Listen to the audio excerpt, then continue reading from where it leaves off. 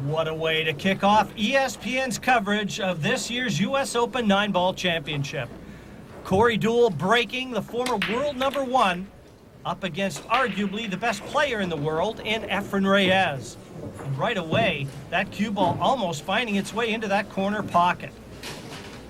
And the tournament rules we see there, and most notably for me, Billy, jump cues are allowed, and that's not going to make Earl Strickland very happy. No, it's not, Jim. The jump cue adds a lot of excitement to the game. I really like to watch players jump over balls with the jump cue. It's such an entertaining shot to watch. Well, Corey Deuel certainly just be looking to duck here on this, too, because it doesn't pass the 4 into the corner pocket. And he's got to keep the handcuffs on Reyes, and there's no better way to start things out than just that. Exactly right, Jim. Corey Deuel, only 26 years old, plays with the experience of a much older player, as we just saw there. Another tribute to his experience when he's at the table. Efren Reyes, the master of escapes. And there you see the A to Z billiard profile, the jewels in the crown, those 2 world titles. Yeah, Reyes is a master of escape. When you think you have him, that's when you don't have him. And that's, once again, utilizing great kicking skills to knock the 2-ball down the other end of the table. Got a feeling, though, that he's left a path for Corey to get through to this 2-ball, though, Bill. Yeah, it looks like he can pocket the 2. If he's able to put down the 2, position on the pink 4, it's imperative that he gets a nice angle, position on the red 3, it's imperative that he gets a nice angle off the 3 to the 4 to drop nicely down table for the orange 5. This is what I'm talking about. He's going to have to get a nice angle on the pink 4 to drop nicely down table for the orange 5. And that's ideal right there. You couldn't have placed it better with your hand, Jim. Well, he's right on your circle, Billy. So just try and force this off that side cushion. Back down for the 5. Nicely stroked ball. Coming down table for the 5. 6-ball position adjacent to the 5. You would like to end up with a nice angle on the 6 to drop nicely for the 7. Great signs for all you Corey Deuel fans out there. He is starting to show some of the form that took him to one of the best players in the world only a year and a half ago. He was a little awkward on the 6. That's why he's fallen a little light on the 7. He has to hit the 7 very thinly in order to pocket it. Controlling the 2-ball may be a problem here. Not so. Corey Deuel, they say he's having an off year. I was watching him warm up, and really, you couldn't tell by the way he was warming up. He's having an off year. No, that confidence is noticeably back in his stroke. Nice little friendly point to that side pocket, bringing the cue ball away from that cushion for the easier 9. And deposits the 9 into the corner pocket.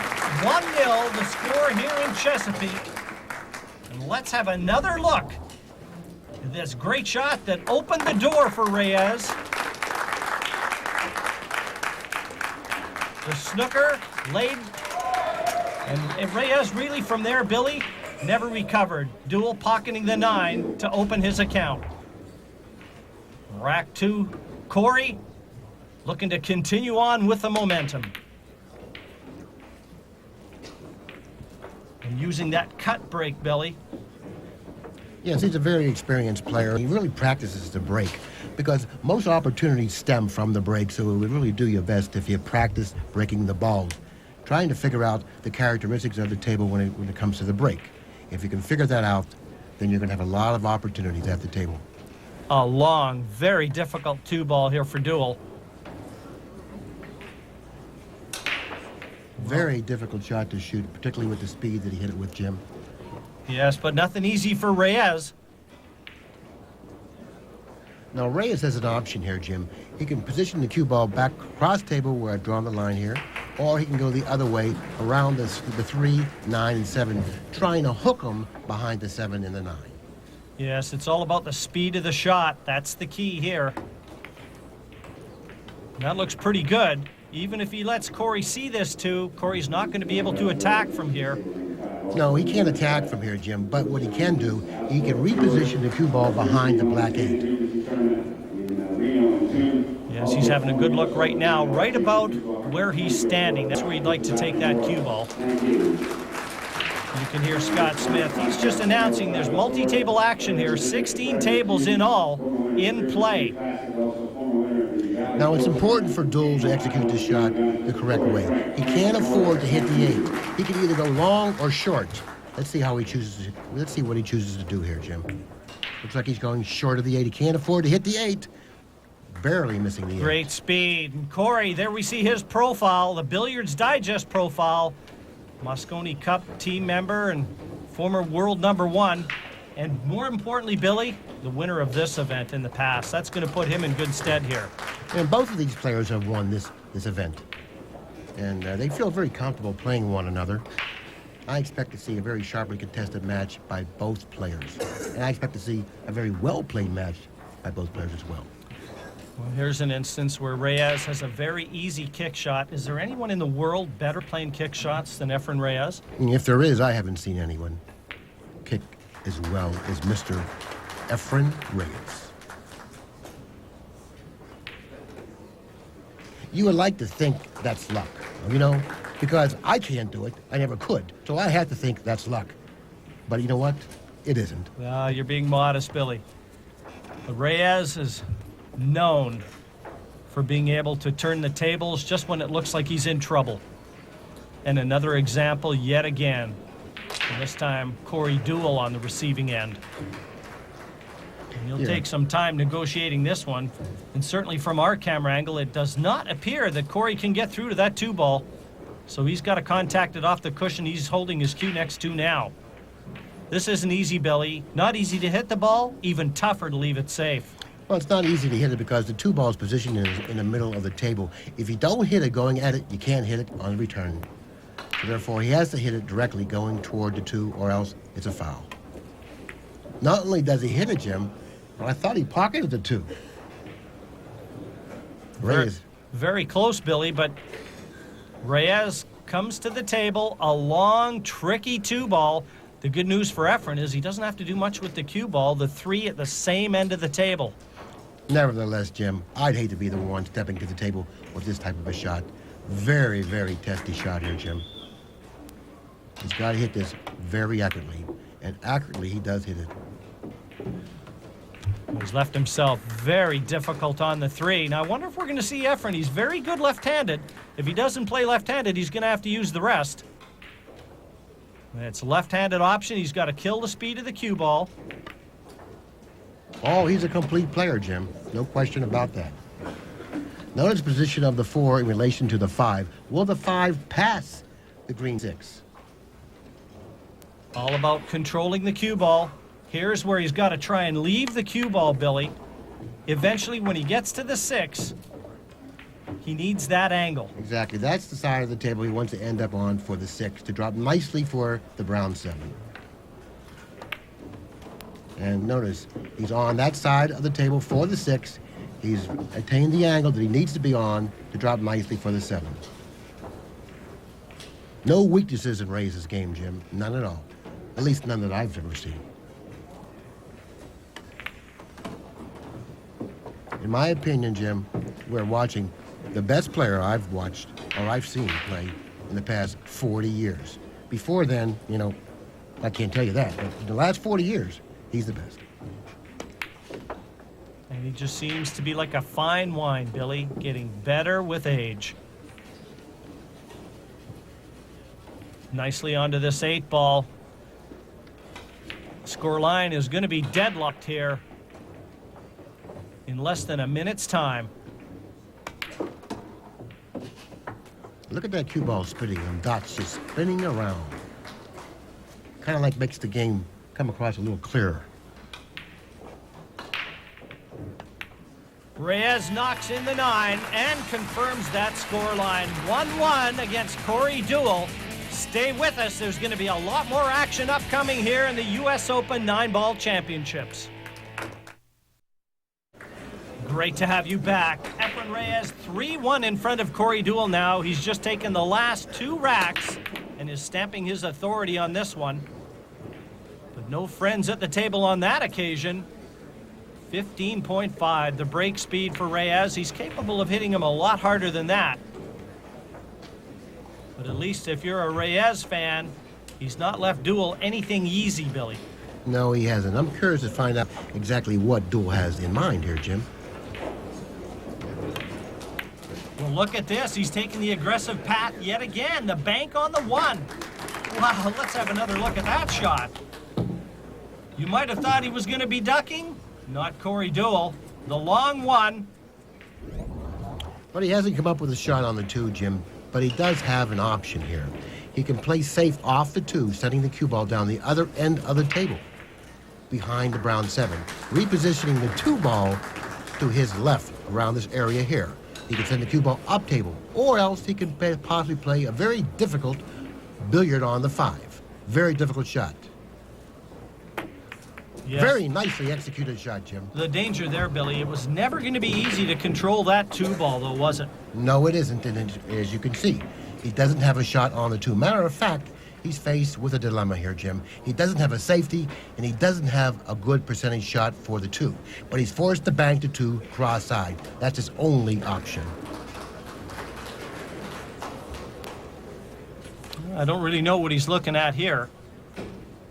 Certainly can't see him attacking from this position. He does have a pocket if he does elect to bank it, but does it afford position to the 3? Well, he wants to play a bank safety. It's a built-in safety if he opts to bank the 2 cross-side. He doesn't have a choice here. He must try to bank the 2 cross-side and leave distance in between the 2 and the cue ball in the event that he misses it. Matter of fact, he may have even played it short on the side, playing position with the cue ball, with the 2 ball that is up the other end of the table. Billy, I'm not too sure that wasn't exactly what he had in mind, but look at the situation that now welcomes Efren Reyes back to the table. Already in this match, it's still very early going, but he's had to provide us with some escape routes that you almost need a slide rule to figure out. Well, Efren Reyes is a world-class 3-cushion player, and kicking balls like this shouldn't present much of a problem for Reyes because he has that uncanny ability to kick balls with accuracy. What's more amazing is how he does it with control. Let's watch and see how he pulls out of this one. Oh my, what a beautifully executed shot that was, Jeff. No doubt he was going to strike that 2 ball, but getting it safe, well, that was the problem. Have another look. Hitting the correct side of the 2 ball to reposition the cue ball, possibly behind the 9. Deuel jumping over the side of the 9, Jim. That wasn't an easy shot. Oh, Corey matching it shot for shot. There you see the total performance averages. Just like a batting average in baseball. You'll see that popping up every now and then. A world-class TPA, that's total performance average, is around 850. Somewhere around 275 to 280 in baseball. If you can back 280 in baseball, you're playing well. And if you can shoot a 900 with the TPA in pool, you're playing extremely well. Now, Corey's going to want to stay very close to that cushion he's bridging next to leave the easy 8. This looks ideal. 9, no problems. Corey has the ability to soft roll balls with accuracy.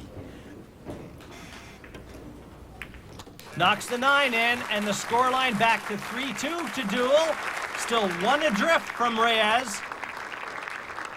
And a very quick look at the winner's bracket here. The A semifinal. This is the top section of the winner's side. And really, they didn't have a tough path getting through to this stage. But, boy, they've ran into a couple roadblocks in each other now, haven't they? They certainly have. And if you were to pick a winner of this tournament before it began, these 2 players would pop right up. Deuel gearing it up now. Rack 6.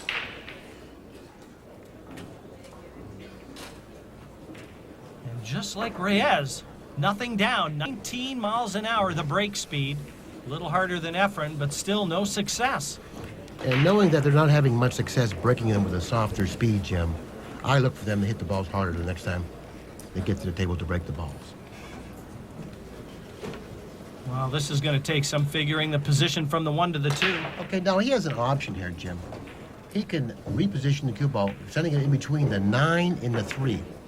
pocketing the 1, setting the cue ball in between the 9 and the 3, ending up over here. Or else he can take it 3 cushions around. I look for him to take it 3 cushions around, ending up closer to the blue 2, especially since he has the ability and the skills to control the cue ball as well as he does. 1, 2, 3 cushions around, playing position for the blue 2. Perfectly executed shot, Jim. And importantly, leaving himself a nice angle on the 2. Corey can only look now. I wonder if Reyes is gonna show a mistake, an unforced error to allow Corey back to the table. Everything's in the open for him. Well, anytime the balls are spread this nicely over the table, it's really unexpected to see Reyes make an error because he's the master, he's the magician, he's the player's player. He is the best player in the world today. In fairness, Billy, you're exactly right. He's the one they all come out to watch with their notebooks in hand.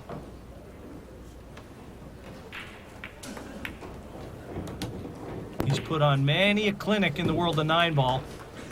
And it's not a mystery why when he comes to the table, people flock to get around the table he's playing on because they really want to see this man perform. So therefore, if you have the ability and the opportunity to watch him play. Well, look at Efren. He thought he missed that 5. Watch this.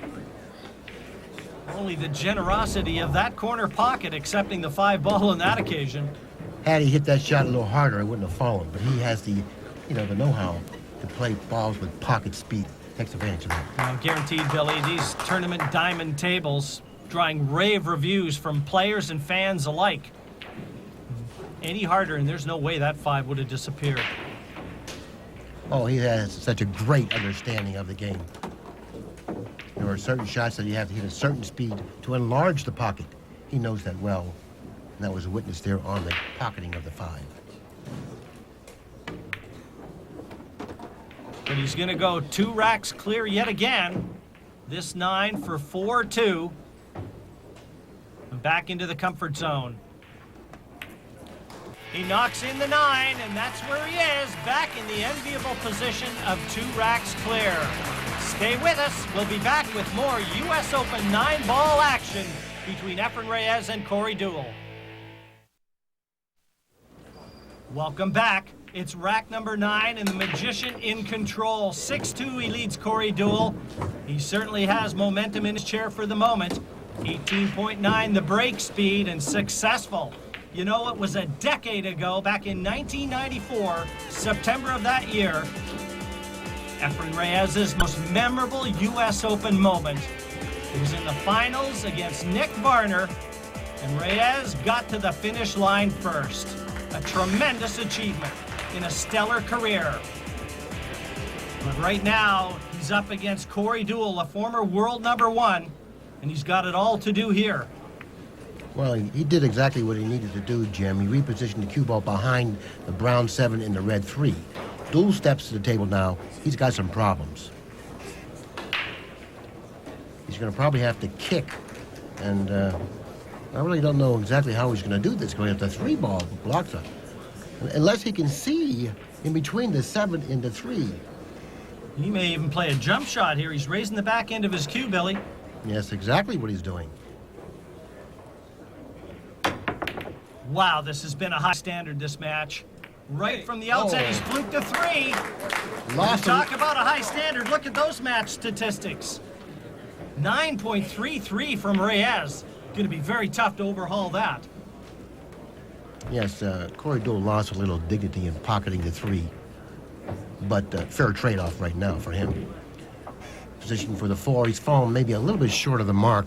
From my vantage point, it appears that he's fallen a little short, but no, he hasn't. He's fallen exactly where it needed to be. Now, this shot, you can play 2 different ways, Jim, but you have to make sure you clear the 9. And in realizing that, he'll probably draw the cue ball back down to the bottom cushion and then back up toward the 7, assuring him a shot on the brown 7.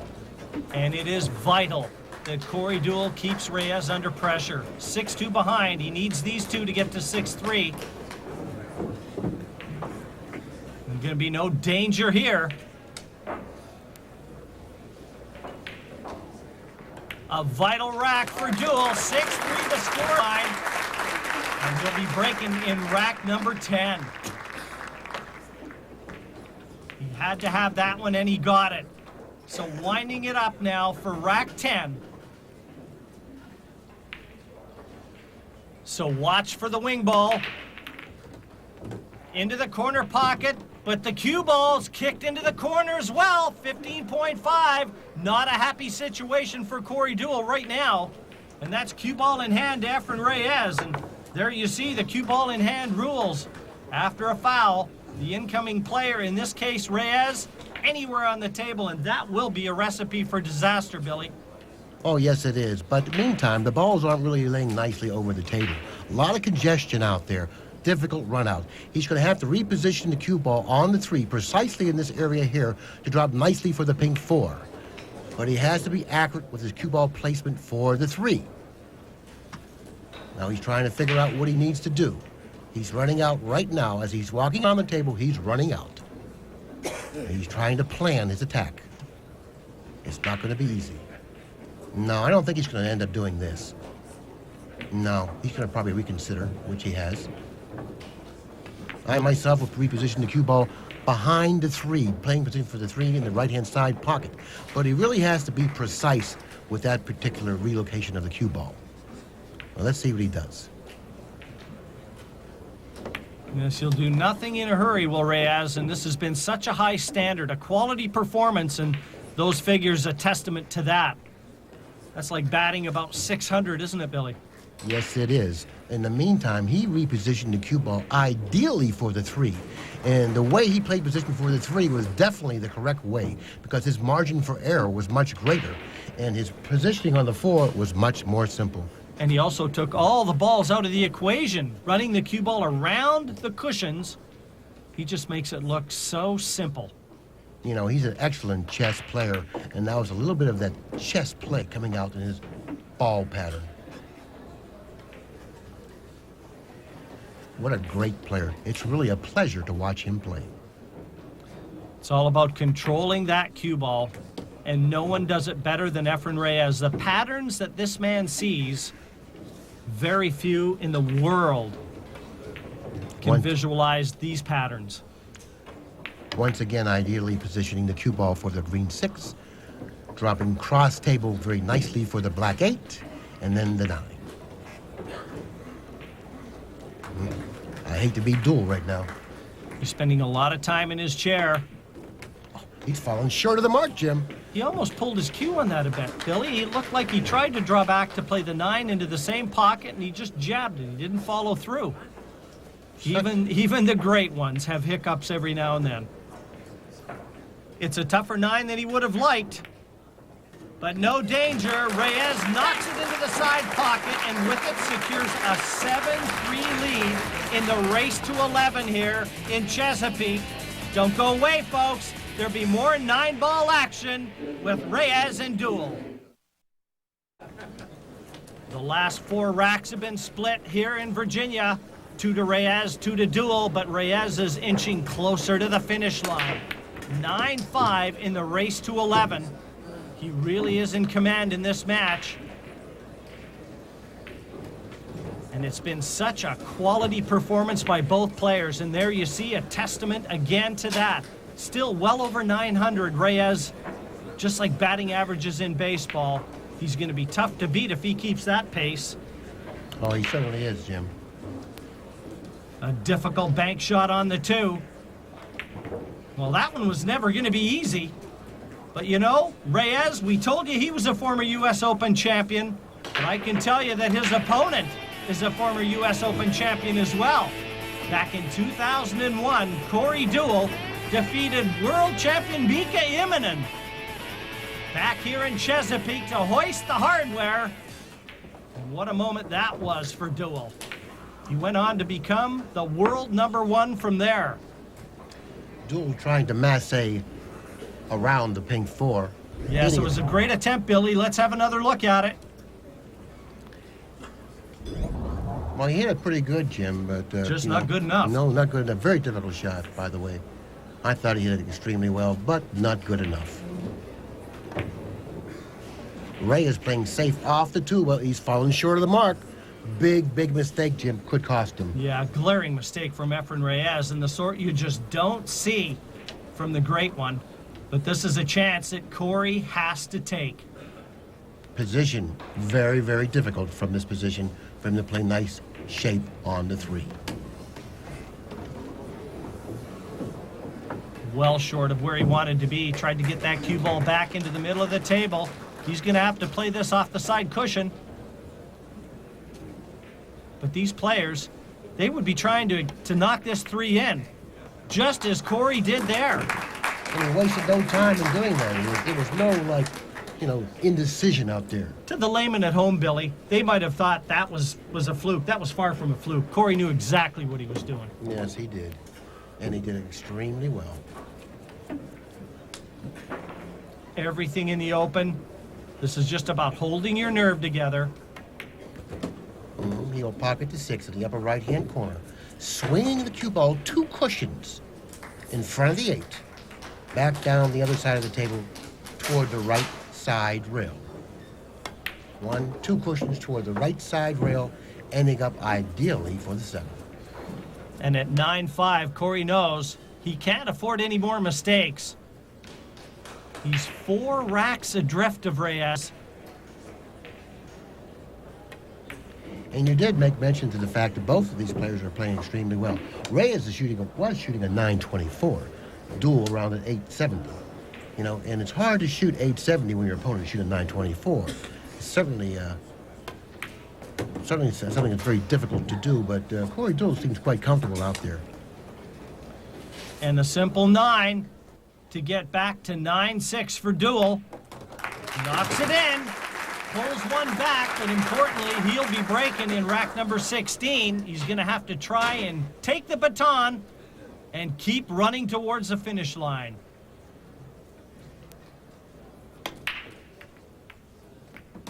A soft break by anybody's standards from Corey.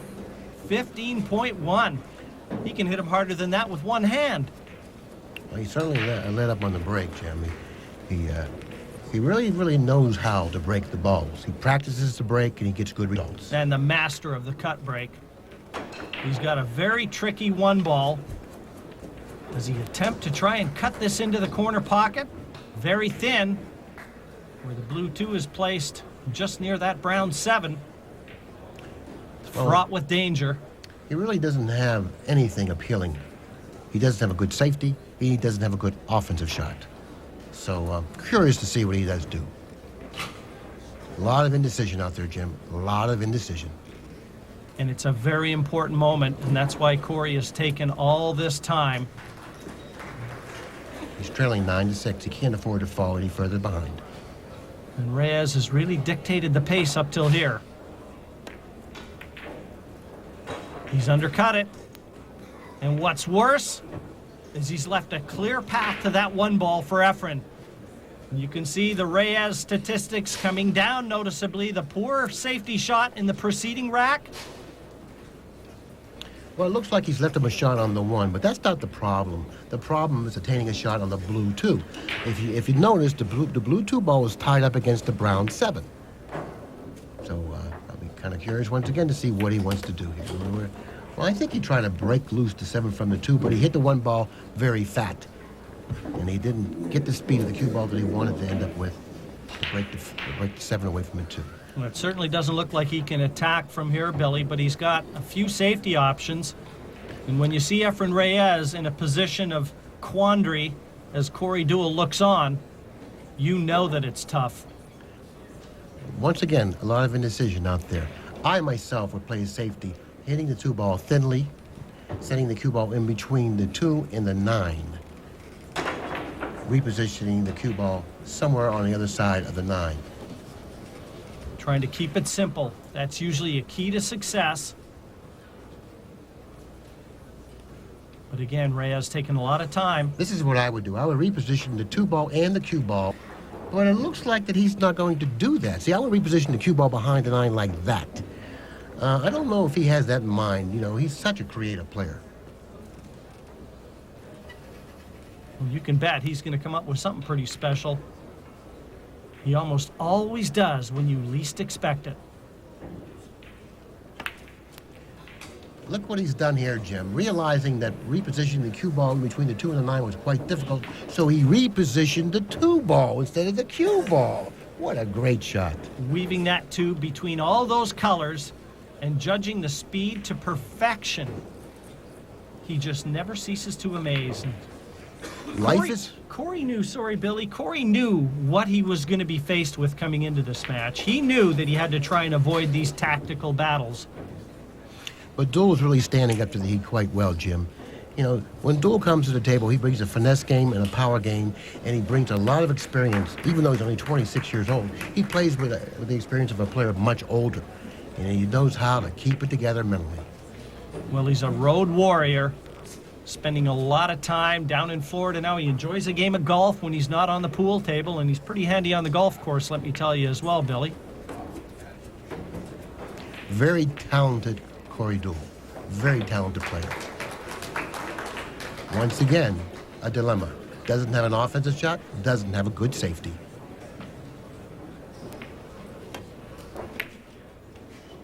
Well, looks like he tried to bank that 2 ball. If you notice the position of the cue ball, Jim, down at the other end of the table. And the 2 ball came up table a little bit further than he wanted it to. Now Reyes has a shot on the 2 with a side pocket. Not an easy shot, but nevertheless, still a shot. You know, what's more, his position to the 3 ball will not be guaranteed. It almost looks like that cue ball is going to be going right into that 9, Billy. So this is going to take some sort of judging from Reyes here to get position to the 3. How does he miss the 9? I don't know if he can, and he couldn't. Oh, and what's worse is look, the 9 has come back to haunt him. You know, that didn't have to happen. Well, let's have another look at that one. That 9 came right back to lay in front of the cue ball. Watch it. That couldn't have worked out any worse for Efren Reyes. Yeah, he realized that the cue ball was going to go into the 9, but he didn't expect that to happen. Now he's confronted with a very, very difficult kick.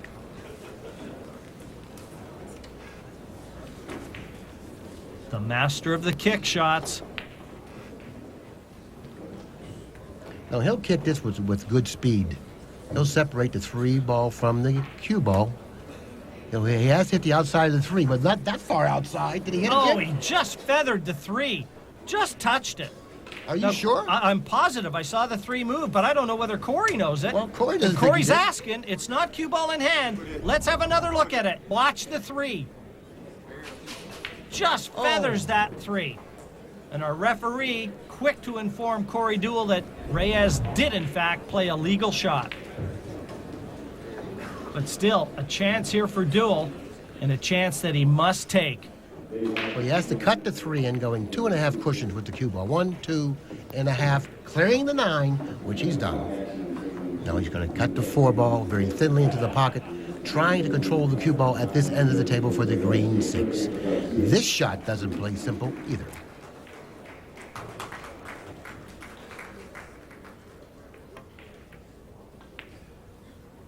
He put inside English on the cue ball to improve the angle for the 6. Had he had no English, then he would have had a much steeper angle on the 6.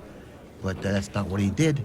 He put inside English on it, which has given him a better shot on the 6.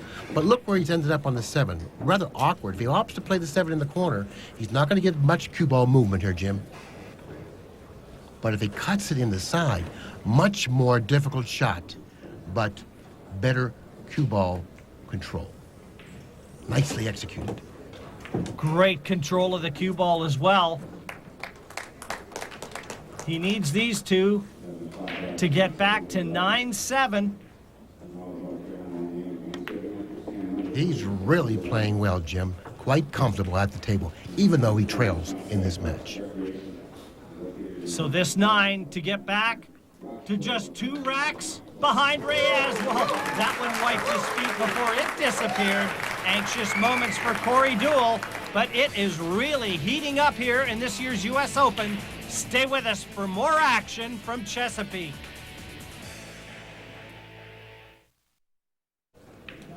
Welcome back to the U.S. Open 9-Ball Championships, rack number 20. Welcoming Corey Deuel to the table, 10-9 in favor of Reyes. Deuel desperately needs a ball down on the break, but not the cue ball. That is the worst case scenario. 15.1 the break speed, and that's disaster for Deuel.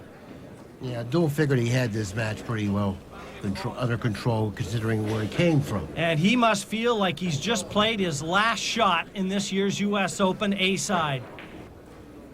But notice the congestion out there on the table, the pink 4 on top of the 9. He may have a problem playing position for the 4. So what he needs to do, Jim, he needs to reposition the cue ball right where that circle is, right there for the 4. It's not going to be easy, and cue ball speed is very important here. We've said so often that it has been a high-quality match from the outset. He needs to stop here, but he's gone past his mark a little bit. He can still cut the 4 in the side, Jim, but this shot doesn't play that simple. We talk about the quality, Billy. Reyes narrowly in front, so the scoreline would certainly justify their batting averages. But a very tricky 4-ball into the side pocket. Is there hope for Corey Deuel? Oh, Corey hopes there is, but Reyes at the table. He usually closes the match out when he has this type of an opportunity. Very few players get to the finish line any better than Reyes. He's like a shark in the water circling the blood. And he senses the kill. Narrowly missing the 4, Jim. Deuel steps back to the table unexpectedly. You know, he didn't figure to get an opportunity back at the table, but he has one. Well, let's look at it. The unforced error again creeping into Efren Reyes' game. Billy, you talked about it. He seems to be getting weaker as the match progresses. Is he tiring? I don't know, but he just doesn't seem to be able to close out this match, Jim. If Deuel wins this game, it'll be knotted up at 10 games apiece. And just maybe Reyes may have another opportunity to close it out, but no guarantee on that. Nicely positioned on the 5. He doesn't have to do anything difficult to that cue ball for position to the 6. Of the two players, Deuel seems to want this holding it together. Now he's going to have to play position for the 8. He has to go on the other side of the 8, because that's where he's left the cue ball. He has to reposition it down this end of the table here for position for the 8. Looks like he's gone a little bit further than he wanted. Maybe he can still pocket it in the side. If he can pocket it in the side, he'll take a natural path to the 8. If he pockets it in the corner, that also is natural. Nicely executed shot. And Corey looking to join Efren on the hill. Would you believe it? We are going to be treated to a one-rack decider. Corey Deuel and Efren Reyes. Does it get any better than this? And all in attendance, showing their appreciation of what has heated up to be an epic battle. And Corey Deuel will have the break. Rack number 21, the last one here. It's an A-side semifinal clash. The loser will have to fight his way back on the B side. Much more confident Deuel. Much more confident. Does he? He only came out dry on the break once again. The slowest break speed yet from Corey Deuel. There's your match averages. Performance very close between these two. But everything's in the open. Surely Reyes can't fail from here. With the exception of the 3, 4, and 9, grouped tightly together near the foot spot. Inside English on the cue ball playing position for the blue 2. Now he would like to attain a straight-in angle on the 3. It's very, very crucial for him right now to get the right angle on the 3 to drop nicely for the 4. Or I should say to stop for the 4. But Billy, how many times has Reyes been faced with a match-winning opportunity at Hill Hill? Can he hold it together for this one last opportunity? Okay, Jim, all the work in this rack is from the 3 to the 4, to the 4 to the 5, and then most importantly from the 5 to the 6.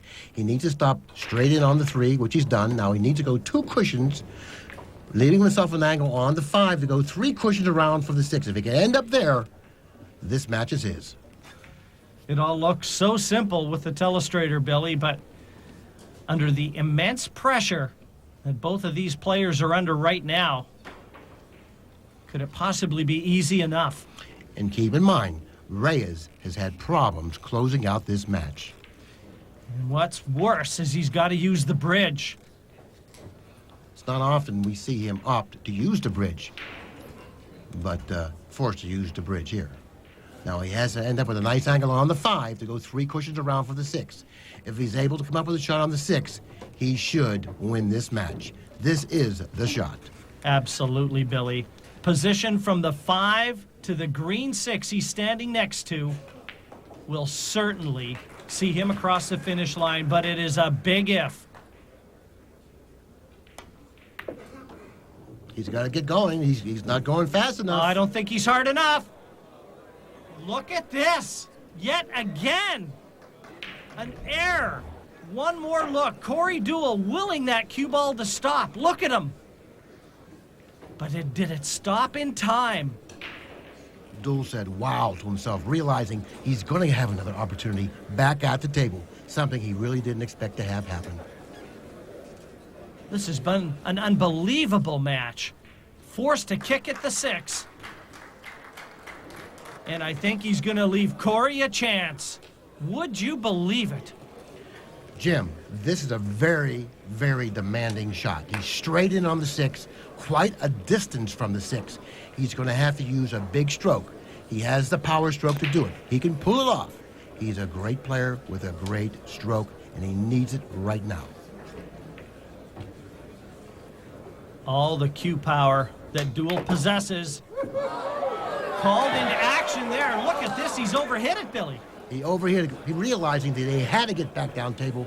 You have a tendency then to overhit your shot. He's overhit it, but he has a shot.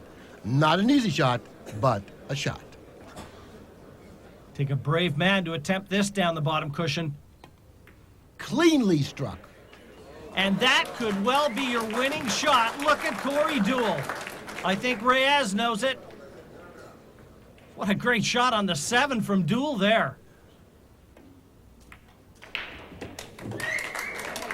You hear the applause. It's building. The celebration is going to start when this 9 goes down. And look at Corey Deuel. 11-10. He gets the last laugh over Efren Reyes. What a match.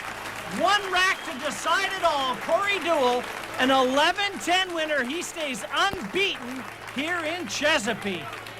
The final 9, a beauty for Deuel. Stay with us. We're going to interview the winner right after a short break.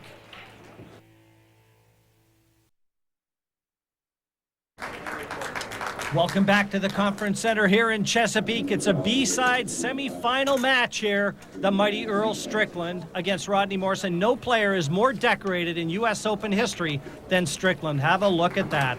5-time U.S. Open champion and 3 world championships as a kicker. Jim White along with Billy Cardona. And Billy, Strickland's got a tough one here in Rodney Morris. Oh, yes, he does. A lot of similarities in their games. They both are power players. They both have a big break, excellent shot makers, and they both know how to win. No kidding. No sooner did you say that, and you see 27.6. That's the hardest break we've seen to this stage in the tournament.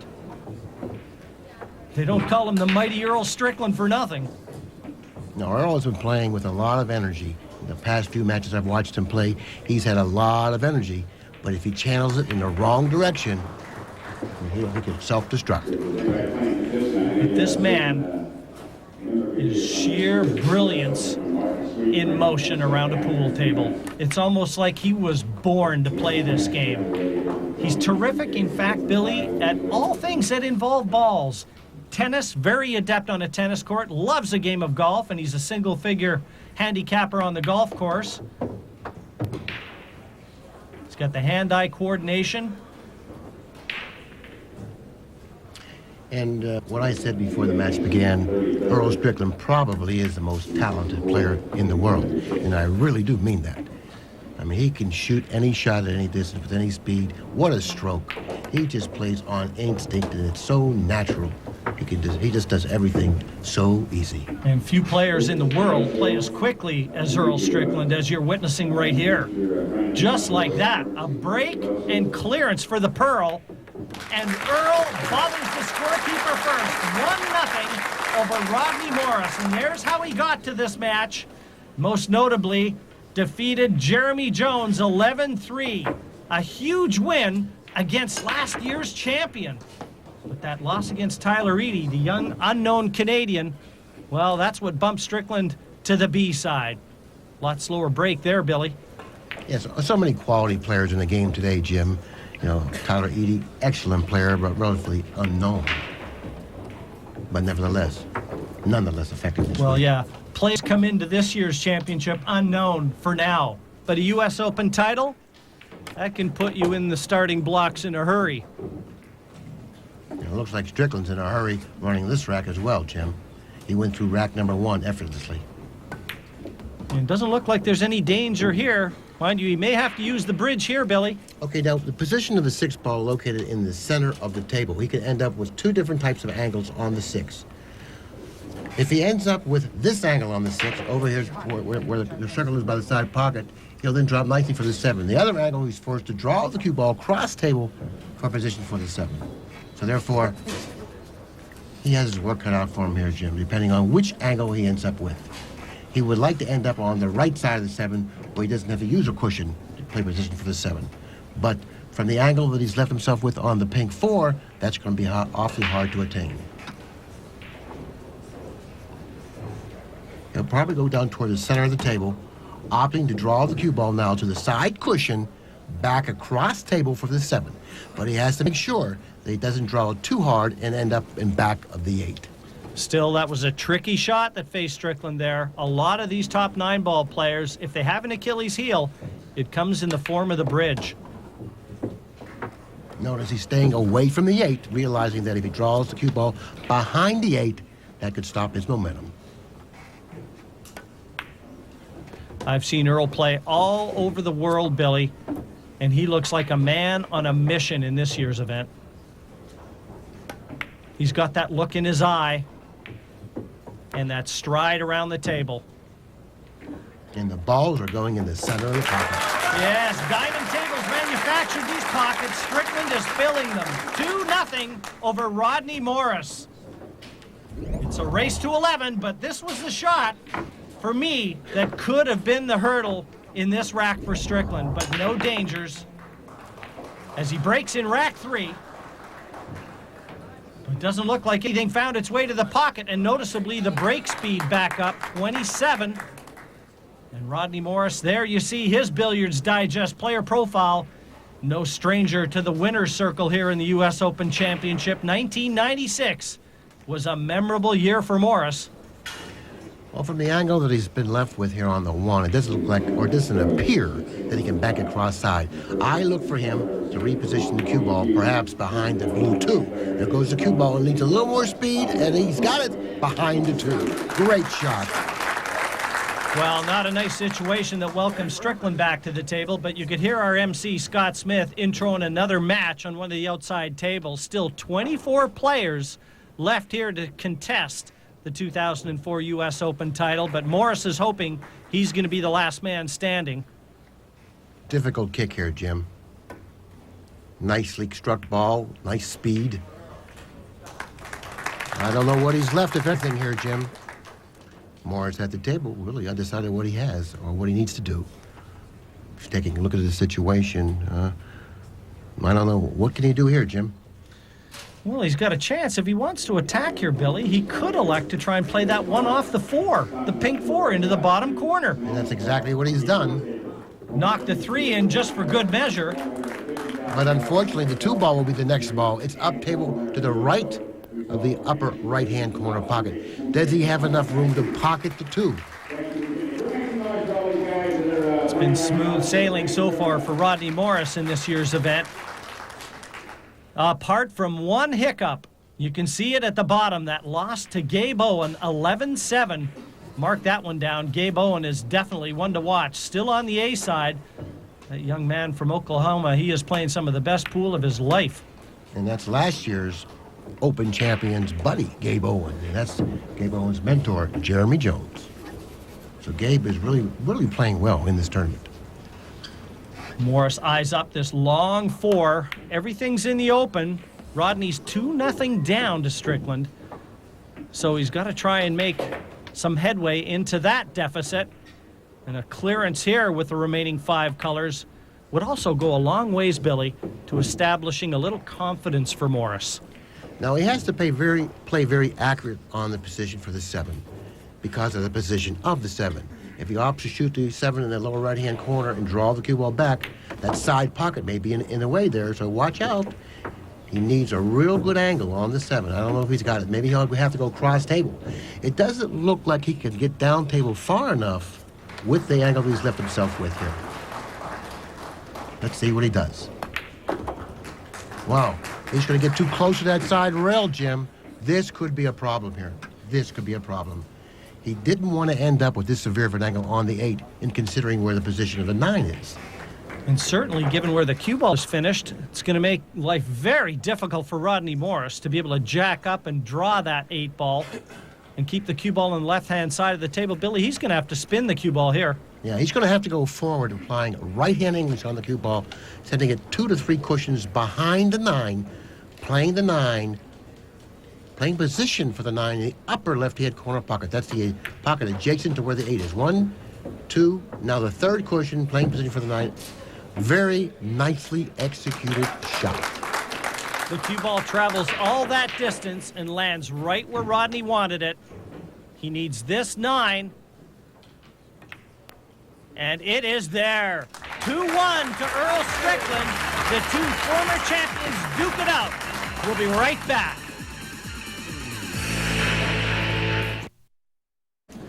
Welcome back. Rack number 6. And Morris has won the last 3 in a row to go 3-2 in front of Strickland. And it looks like a successful break off there. 24.4 the speed.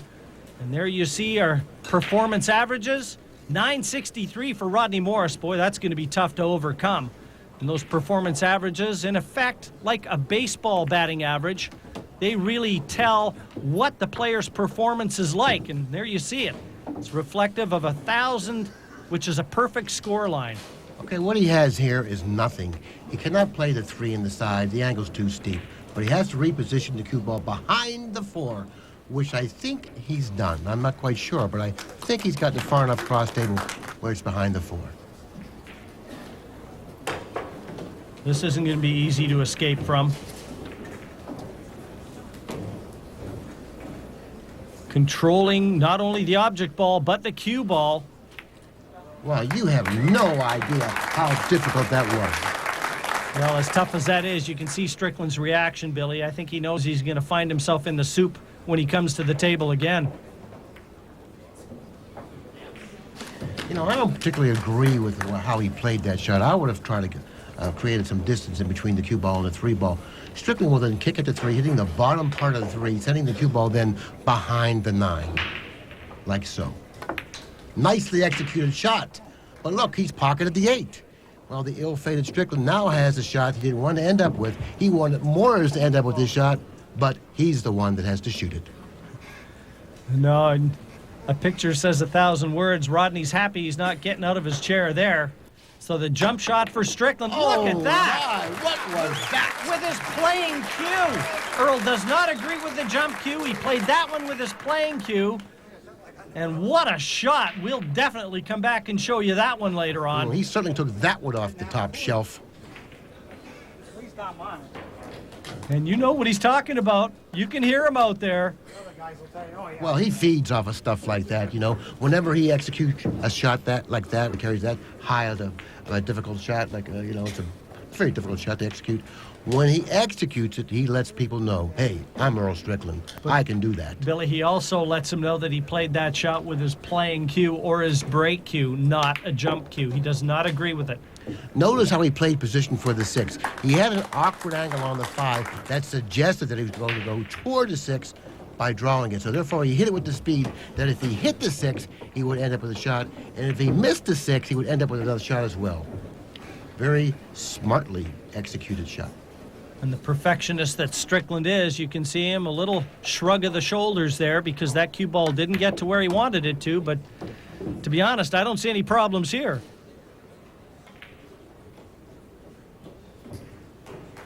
And that 9 gets the pearl back to 3-3 with Morris. It's a race to 11, but it was all on this jump shot. That was the one that paved the way to victory in rack 6. Rack 7 and Strickland, the break, nothing finding its way to a pocket. Rack number 6 was a memorable one.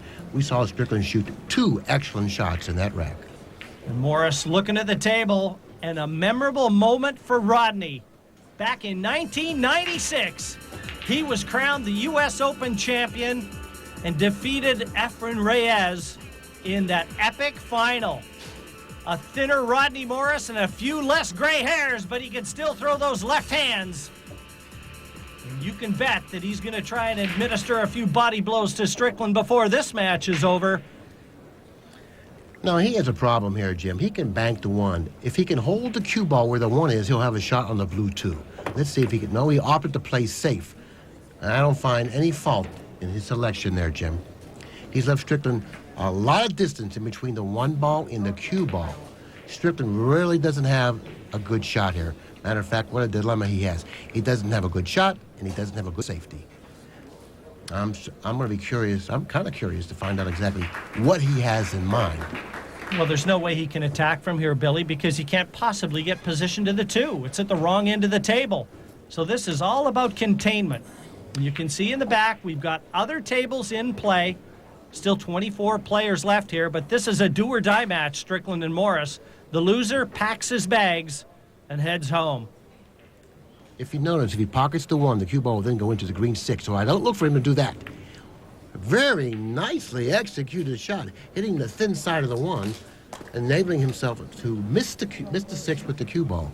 He's repositioned the cue ball down table, creating distance. He's a little unlucky there. He's left a path between these colors for Morris to get through to that 1 ball. Just enough room. I look for Morris to reposition the cue ball behind the green 6 here, if he can see enough of the 1 to do it. So he's trying to get the cue ball behind the green 6. Well, he took a full-fledged attempt at that bank shot. Well, I don't think he played the bank when you consider the position of the 2. There's no future in playing the bank. He opted to go for the positioning of the cue ball. Well, you can see it's dangling over that corner pocket. You can hear Earl. He wishes that 1 would have gone in because there's no way that Morris had a shot at the 2. And now Earl has to deal with this 1 ball. It's positioned very deeply into the corner pocket. Very difficult shot to control the cue ball with. This is tough. Oh, my. Oh, my. Worst case scenario for Earl Strickland there. And with cue ball in hand, Rodney Morris will come to the table as Strickland occupies the loneliest seat in the conference center here in Chesapeake. Well, don't sit down too long, Earl. You may be getting back up. Yeah, I think it was a little bit careless on Ronnie's part there. He should have stayed far enough away from the 3 and have a reasonably good shot on the 3. Not that he can't pocket it, but he's going to have to do something extra with the cue ball. Great shot. Great recovery from Morris there. Another tester here in the 4. That's nicely struck. He's got to be one of the most fluid left-handed players on tour. He just makes it look like it's a walk in the park. He strolls around the table, and he has that cue ball singing a song. Now he's going to have to pocket the 6 in the upper right-hand corner. He's going to have to hit 2.5 cushions with the cue ball, repositioning the cue ball to the right of where it is now, leaving himself a natural angle off the 7 to drop nicely for the 8, which is positioned on the other side of the table. It's pretty straight. It looks like it's a little awkward, but I think it's workable. Very nicely struck, and it was natural. From my vantage point, sometimes it's hard to tell what type of angle he leaves himself with. And Earl slumps back in his chair.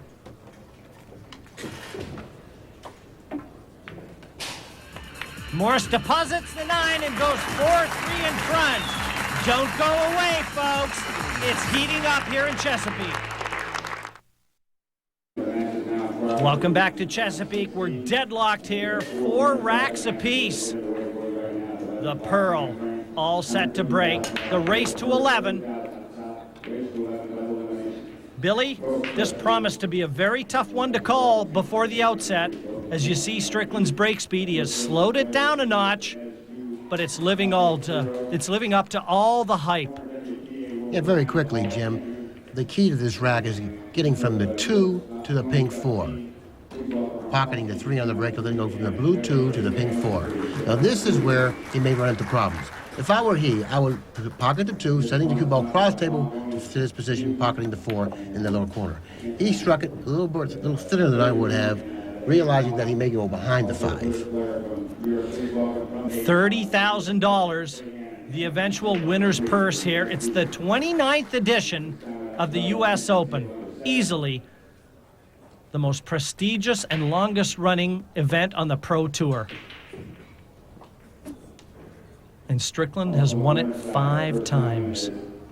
The pattern is very clear here, Jim. 6 ball in the upper left-hand corner, attaining a shot on the 7 naturally for the lower right-hand corner, carrying the angle to drop nicely and natural for the 8, which is positioned on the other side of the table. So therefore, he should get pretty close to the 8 playing position for the 8 in the upper left-hand corner pocket. Wastes very little time. And again, perfect speed on that cue ball. He makes the game look so easy. And he's got a 6th title in his sights right now. And speaking of titles, let's flash back to Earl Strickland's most recent U.S. Open victory against the Japanese star Okamura. That was his 5th victory, and how about that? From a victory dance to a miscue on the break, and that's ball in hand. Or is it, Billy? No, the ball in hand rule doesn't apply here, Jim. It's an illegal break. The 1 ball must be struck first. No, absolutely. The 1 not struck first. And the players starting to show a little pressure now, but their averages still very high. Their TPA, those are still formidable averages, and you can see very close, and that's the reason the scoreline is so tight. But Rodney Morris assumes the break, given that illegal break-off from Earl Strickland. Oh, he had the option, Jim. You know, when the 1 ball isn't struck first, the incoming player then has the option to break the balls or pass the break back to the player that broke them before. So Rodney accepted to break the balls. Well, ball pocketed off the break from Morris, but you can see he's got nothing from which to attack that long 2 ball other than a safety. He'll bank the 2 ball in between the 8, and no, he opted to bank the 2 off down the other end of the table in hopes that he would block the 2 ball with the 5. And from my vantage point, I really can't tell whether Strickland has a shot on the 2. Well, Billy, we're looking right down the line where we're sat, and it doesn't look like Earl can get enough of this 2. He may have to kick at this. And I don't think he can even clearly see if he does have a shot on the 2. Or maybe he's trying to figure out what else is available. Well, if nothing else, that 4, 7, and 9 are in jail on the side. And that's a great kick shot from Strickland there. Couldn't have escaped that trap any better. Very nicely executed shot, Jim, and he played it.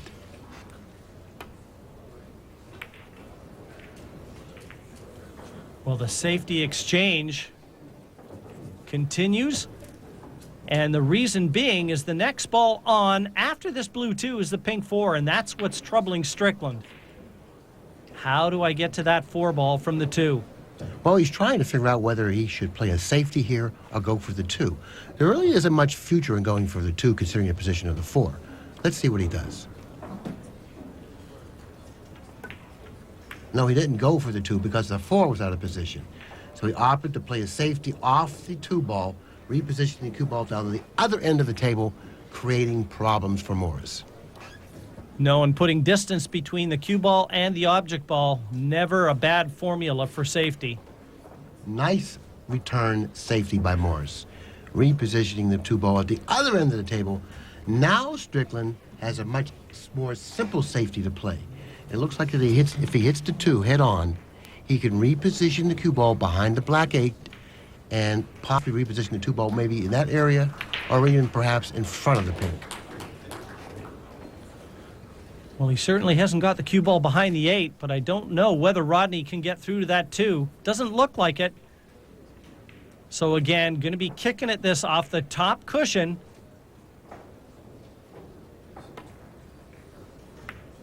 Oh, this is a chance for Strickland. And what's worse is he's loosened that 4 ball.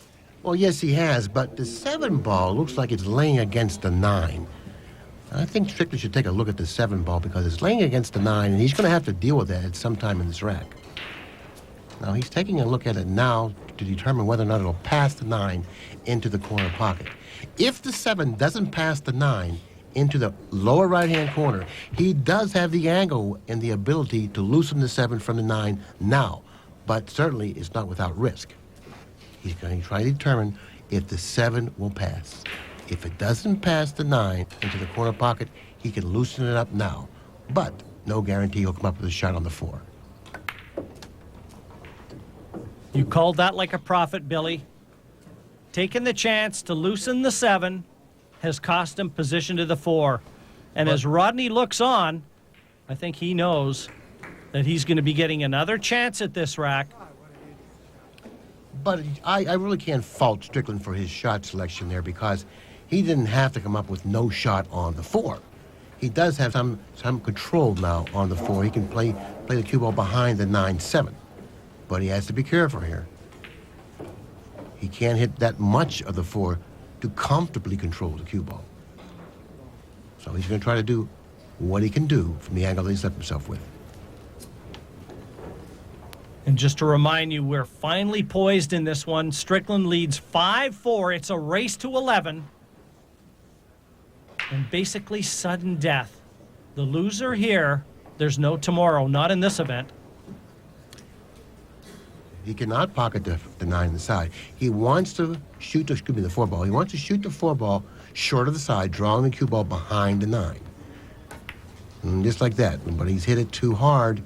The 4 ball hit the 6 ball and left Morris a shot on the 4.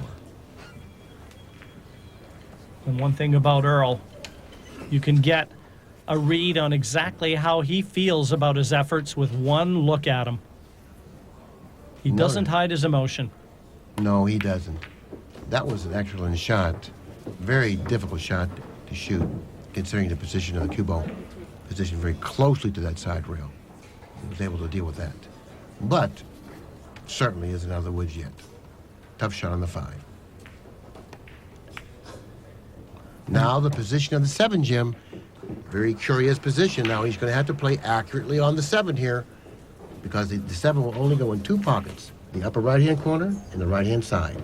But what about a 7-9 combination? If he can get that cue ball back towards the center of the table in line with it, there's a chance for a 7-9. Well, he's traveled a little further than I would have thought if he was going to attack the 7-9 combination. Yeah, he's actually landed on the 50-yard line here, Jim. He doesn't have an easy combination, and he can't cut the 7 into the side. So he's probably going to have to opt to shoot some sort of a safety off the 7. Spinning that cue ball. You can see it with all those red dots. Every single time these top players address that cue ball and play a lot of side spin, we get exactly the read just by looking at that cue ball. Yeah, that's a very noteworthy point, Jim. Sure makes his game play, or seem play, a lot more simple when you know how much English you put on the ball. Kick shot here from Strickland, and you got to expect him to hit this. Oh, yeah, he'll hit this. Oh, no. But did you expect him to make it? Nobody could have expected that. Strickland never blinked. Almost like he expected to get that 7. What a performance, what a shot, and what timing. The 9 down, Strickland 2 clear, 6-4 ahead, and just like that, it happens in Chesapeake. Welcome back to the Conference Center in Chesapeake, Virginia. Alongside Billy and Cardona, I'm Jim Weich. And currently, Earl Strickland enjoys a 6-4 advantage over Rodney Morris. And You see the 21.4 break speed. Notice the position of the red 3 behind the 8. And notice the position of the cue ball over the 6, straight in on the 1. He can't afford to pocket the 1. No future there. What he needs to do is brush the 1, setting the cue ball back down table, creating distance in between the 1 and the cue ball. Let's see how well he does. Tough shot, though, especially bridging over the 6. Yeah, he hit it too thinly, and he wasn't able to control the cue ball. Morris now steps to the table. He also has a problem with the 3, but he has a much better angle on the 1 to deal with it. He'll pocket the 1, he'll go cross table with the cue ball in hopes to gain some sort of a position on the 3. He'll pocket the 1, go cross table, gain a position on the 3 to do something productive off the 3, possibly hooking him behind the 8. When he's gone back too far, he brushed the 9. And now what he needs to do here, Jim, he needs to hit the end of the edge of the 3, sending the cue ball 2 cushions up table behind the 7. Well, Earl knew he was going to get a chance there. But is it going to be a chance that he can produce a rack winning opportunity from? Or does he just defend again? There have been a few moments here where it's been a cat and mouse game. And Strickland doesn't enjoy those encounters.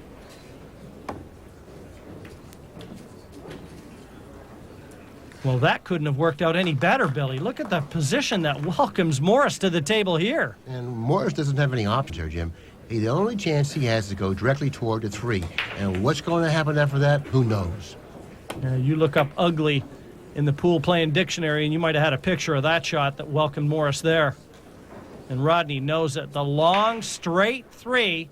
Earl's having a quick look to see if that 4 goes by the 9. Well, Strickland has been playing rather well out there, and it looks like this particular rack presents no problems, other than the long shot on the 3. If he can put this down, Jim, the remainder of the rack should be played rather routinely. It's all about this 4 now, Billy. Whether it passes the 9, it doesn't look like it does. Well, if it doesn't pass the 9, he has a billiard on the 9, but I think it passes. Well, maybe it did. Look Maybe at it that. didn't. The Pearl, 7-4 in front of Rodney Morris. A great carom shot from Earl, worth another look. Thin clip on the 4, the 9 to the bottom of the pocket. And there are your scoring averages, both just under 900. It's a high-altitude match, this one.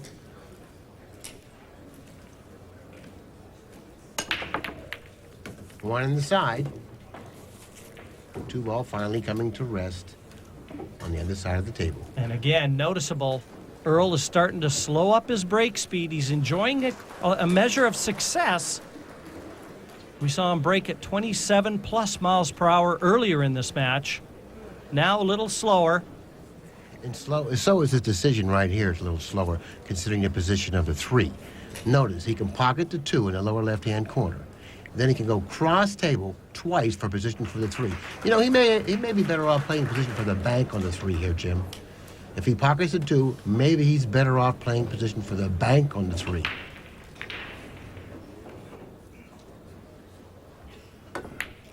The 9's in. You never know what Strickland's going to produce. A little bit of magic there from the Pearl. 8-4 in the race to 11. Check this one out. Just like that, in the blink of an eye, another rack goes the way of Strickland. And the break in rack 13, well, will it be a lucky 13? Well, he's starting to create some distance. 8-4. Awful tough to surmount that lead, Jim. But he came up dry, so Morris has the chance. And it looks like he's doing it in double time. No, he's going to have to bank the 2 cross-side, Jim. He's going to have to do it with some speed, because the angle that he's left with on the 2 suggests to me that if he hits it softly, it'll go long, so you're going to have to shorten it up. See, it went long. You couldn't shorten it up enough. Now, Strickland, another opportunity back at the table. And again, doesn't look like a clear pocket for this 2 ball. But we've already seen the imagination and creativity that the 5-time U.S. Open champion possesses.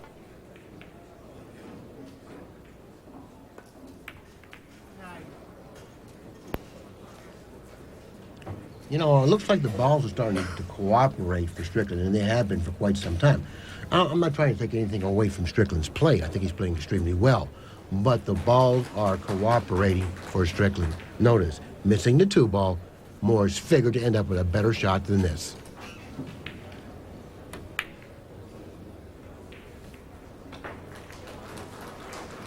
You can see again, very animated. Well, there was a reason why he was animated there, because after the 2 ball went into the 6, it stayed on the side of the table, allowing Strickland to hit it. Had it not stayed on that side of the table, Strickland would then have been forced to kick. But that's not what he has to do now.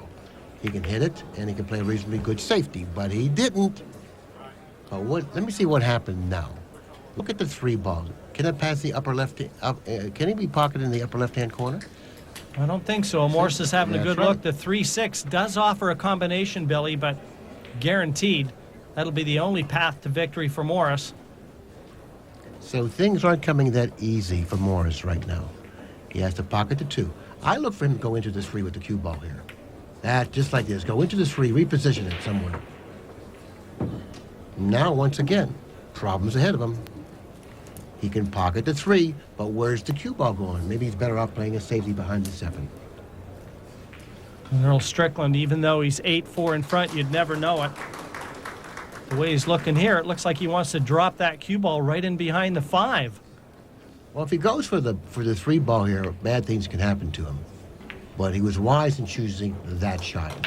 I totally agreed with his choice there, Jim. And you saw it first. Well, this isn't an easy escape. Well, he can kick in between the 5 and the 7, hitting a 3 in that fashion. He figures to hit the 3. When you're playing to a short cushion like this, Billy, it's never easy to try and negotiate the angle coming in and out of that cushion. No, it's not. But he's still a favorite to pocket, not to pocket the 3. He's a favorite to hit the 3.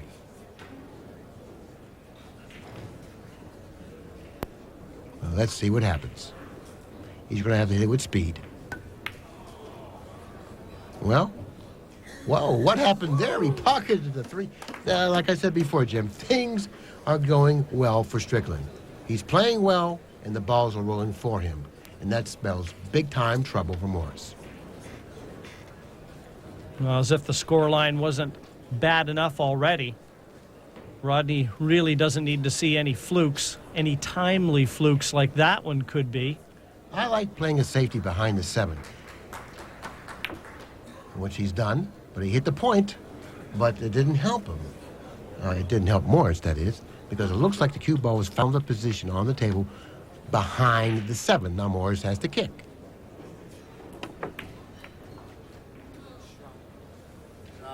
That was a nicely executed kick. You just heard someone in the crowd say, "Nice shot, Rodney." He isn't here without his support. He's a very popular player, but every time Earl Strickland takes to center stage, there aren't many open seats. If Strickland can see the right-hand side of the pink ball, the 4 ball, he can go 2 cushions out of the upper right-hand corner with the cue ball. 1, 2 cushions. And it looks like the cue ball is going to end up with a shot on the pink 4 for a possible 4-6 combination. Well, he really is unlucky there, Billy. I mean, that cue ball could have ended up anywhere but there, and this gives Rodney Morris every chance. Guaranteed he's going to be going for this combination. And if he gets it, and he did, check out the lay of the land. He should go 1 cushion. By going 2 cushions may be a mistake. 1, 2, because he may find himself behind the 7. But he hit it perfectly. Great cue ball direction and speed. He'll just draw it back for a position for the 7 in the side. And with the pocketing of the 7 and the 9, he'll then narrow the gap, Jim. Yes, Billy, you get the feeling that Rodney Morris still has a lot of fight left in him. 9 down, 8-5 is the score. Stay with us to see if he can claw back. Rack number 15. Earl Strickland with a formidable 9-5 lead over Rodney Morris. And there's the break speed that has been most successful for Strickland, right around 21 miles an hour. But, Billy, it's funny. The TPA is very close, belying the scoreline. Oh, yes, it is. But in the meantime, Earl can see the finish line, and he certainly knows how to close out matches. His record certainly evidence of that. Yeah, does anybody get to the finish line any better than Earl Strickland? I know I was doing a match in the World Championships a couple years ago. Nick Varner commented about that very thing. He said he's never seen Strickland get beat in a final. That's a testament from a Hall of Famer. Well, I don't know if that's true or not. I've seen him. I've seen him get. I can only. get a few times, it's a third-party but- story, Bill. I understand. But as far as Strickland is concerned in the finals, he's one of the best finals players that ever played the game. He feeds off of this type of a situation. I know it would certainly be a toss-up between he or either Mike Siegel. Wouldn't want to have to live on the difference. No, he's gonna have to- Difficult, very difficult 6 here. Had to negotiate the cannon into that 9, but as he landed too close to the 7, he's been lucky, and he knows it. He offers his hand to Morris. Do that in tennis. Very humbly, I would add. Very humbly. Yeah, he realizes that he's had the best of the roles, but in spite of that, nevertheless, he has played well in this match. No question about that. You're seeing, an Earl Strickland type of performance here. And a performance that's going to get him to the hill. 10-5 now. The Pearl just one rack away from staying on course for a 6th title. Here's that tricky 6. Could easily have gone wrong there. And now what Strickland hopes to be the last rack, certainly his last break in this match. And still, the break has been a dominant weapon for him. Strickland shooting an 875 with the TPA. That's above world-class speed. Rodney's somewhere around the same, and in Rodney's defense, he's played well in this match. He just hasn't had the opportunities. No, I think it's a very fair statement to say that Earl has been the more fortunate of the two, but he's played the better. He's been more aggressive at the table. He's played his shots with more conviction. And the balls do tend to favor the player that seems to be in form. It can be a cruel game in that aspect. Strickland may have a shot here. He can bank the 1 in between the 4 and the 7, and then send the cue ball behind the pink. Let's see what he does here. He can send the cue ball, try to send it behind the pink. But he wasn't able to do it. Morris now steps to the table. Once yet again, another difficult situation to deal with. And what's worse is Rodney can't afford any more mistakes in this match.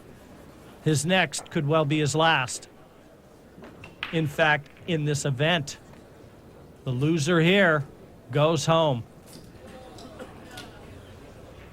Now he's allowed the cue ball to escape the area where he wanted to end up with it. So Strickland now has options. He can go for the bank or he can play a safety. He opted to go for the bank. And now, Jim, is a very interesting situation. Does he play the 9 or does he try to cut the 3 in the lower left-hand corner? Very seldom, though, when there's a chance to win a match, does Strickland duck. I'd be surprised if he didn't attack here. He's having a good long look at this, the position of the 5, 9, and 8. Oh, he's cutting the 3 in the lower left-hand corner.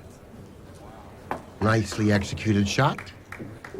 Repositioning the cue ball on the other side of the table.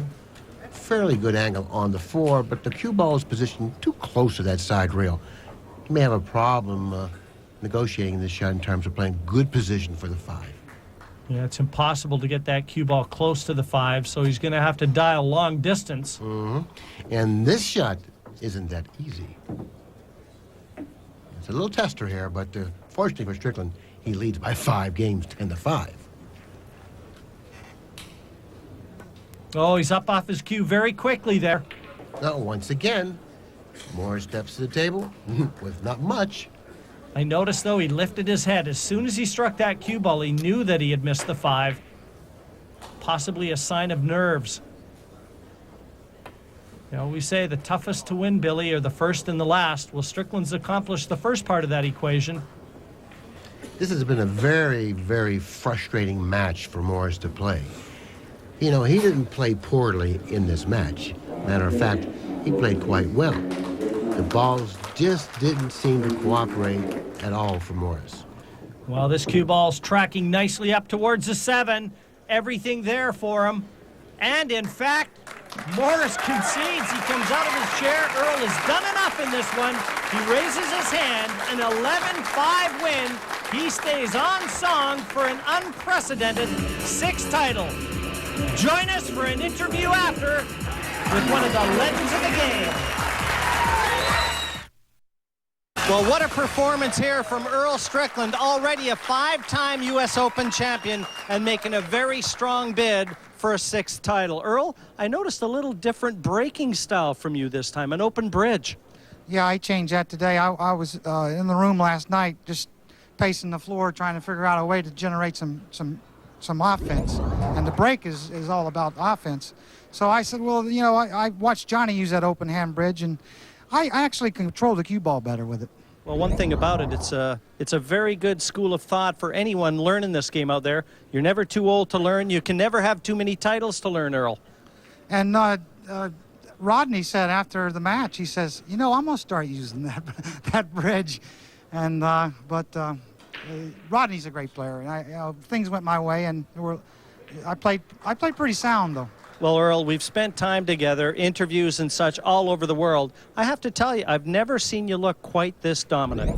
Well, like I told you earlier before we went on the air here, is when you start breaking the balls well, and you know you might be able to run some racks, your momentum, your confidence is going to build.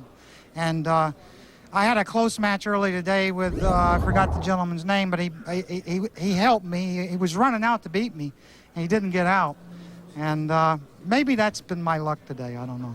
Well, 2004 could be the year of the Pearl once more. It would be 6 titles, but I'll tell you what, don't let anyone get in front of him.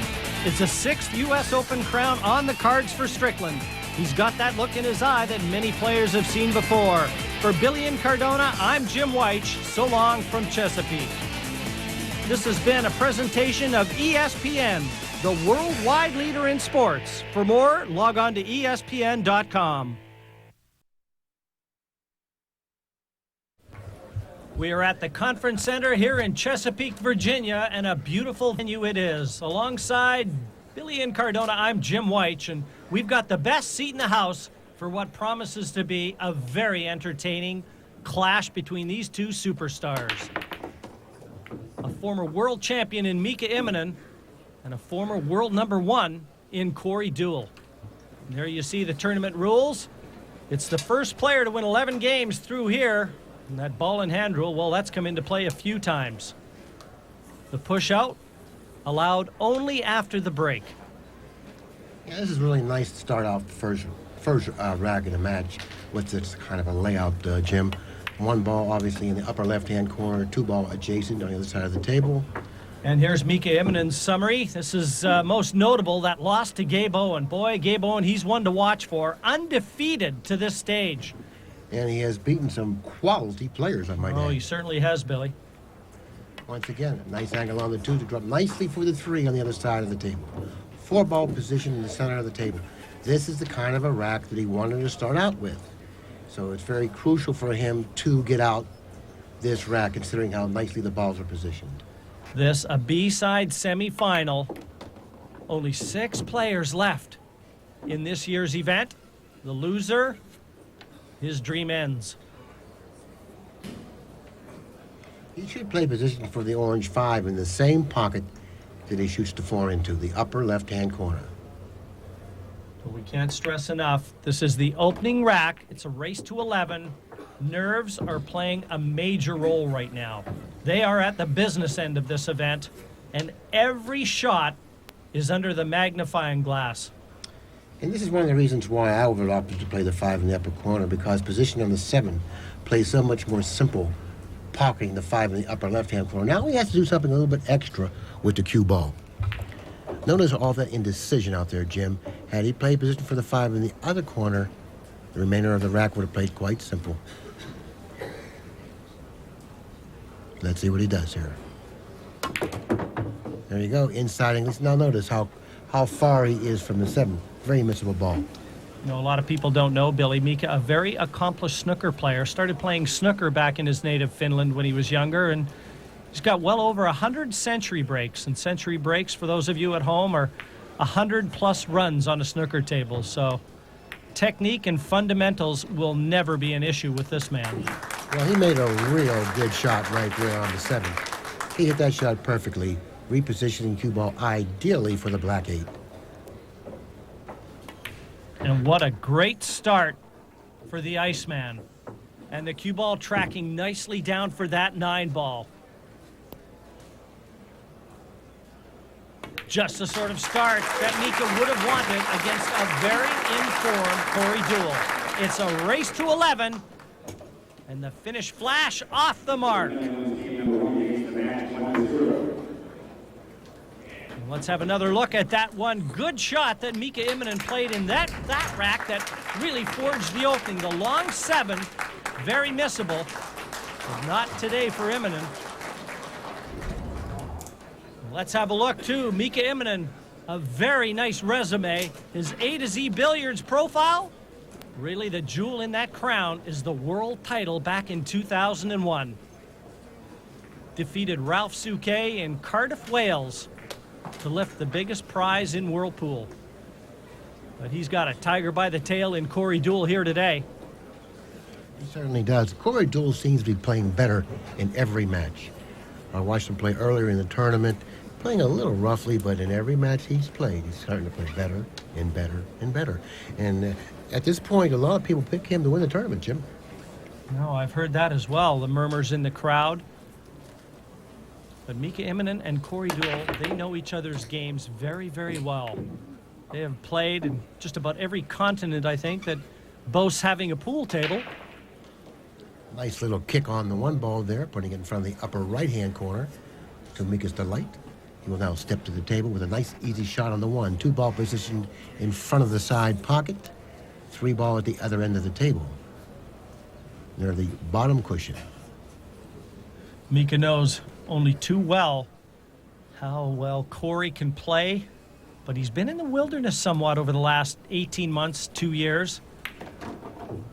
But it's also noticeable, Billy, and I think you'll agree, that Deuel looks like he may well be back to his best. And what great timing. Well, as far as Mika is concerned here, it looks like that he may have a problem going from the 3 to the 5, and then from the 5 to the 6. Because the 8 ball, I believe it's the 8 ball, is on the left side of the 5, creating problems in position. Yes, our tournament official, Scott Smith, just having a look. Mika will be forced to raise the back end of his cue stick here and cue down into that cue ball to avoid the double hit. Really doesn't pose too much of a problem, not for these top players, but he hasn't landed perfect on the 3, and there's your cue ball, the dotted cue ball. And Simonis cloth, the choice of champions. These players rarely play on anything else. Now, this complicates things even more. The position, he's left himself on the 3. Notice the position of the 5 in relation to the 8. He can't pocket the 5 in the upper left-hand corner. He's going to have to look elsewhere. It looks like he's going to go 2 cushions for a position on the 5 in the upper right-hand corner. But what's going to happen here, he's going to run into the 8 with the cue ball. He may run into the 8 with the cue ball. It's possible. Yeah, the problem here, Billy, is where he's cueing next to that side cushion, too. He can't get into that cue ball to avoid the 8. I agree. I don't see he can miss it. If he misses it going in, he'll get it coming back out, which he's done. Now it looks like he's going to have a long, testy shot on the 6, Jim. And this is not the type of a shot that I'd want to shoot. This is a game winner or a game loser right here. Well, one thing about it, he's already 1-0 in front of Deuel. If he gets this, he's almost guaranteed the natural angle will take that cue ball over towards that 7. And he's just gathering his concentration and his focus right now. All about this 6 ball. He's hit it too thick. And he's left a chance for Deuel. Corey comes to the table now. He's had a bumpy path en route to this clash against Mika Immonen. Yes, Jim, in terms of position, this shot really isn't that easy to negotiate. Well, there's how Corey Deuel progressed through. And most notably, he defeated former champion Ralph Souquet 11-1. What emphatic statement he made with that win. Very demanding shot, Jim. Look what he's done. He's opting to play position for the bank because position for the 7 in either corner was a little more difficult than he would have wanted to shoot at that time. And I think he's really traveled a little too far with that cue ball to make this an easy bank shot. He's missed it by miles. I think he got a double kiss on that bank, Jim. He must have. I mean, there's no way that Corey would have missed that bank shot by that far.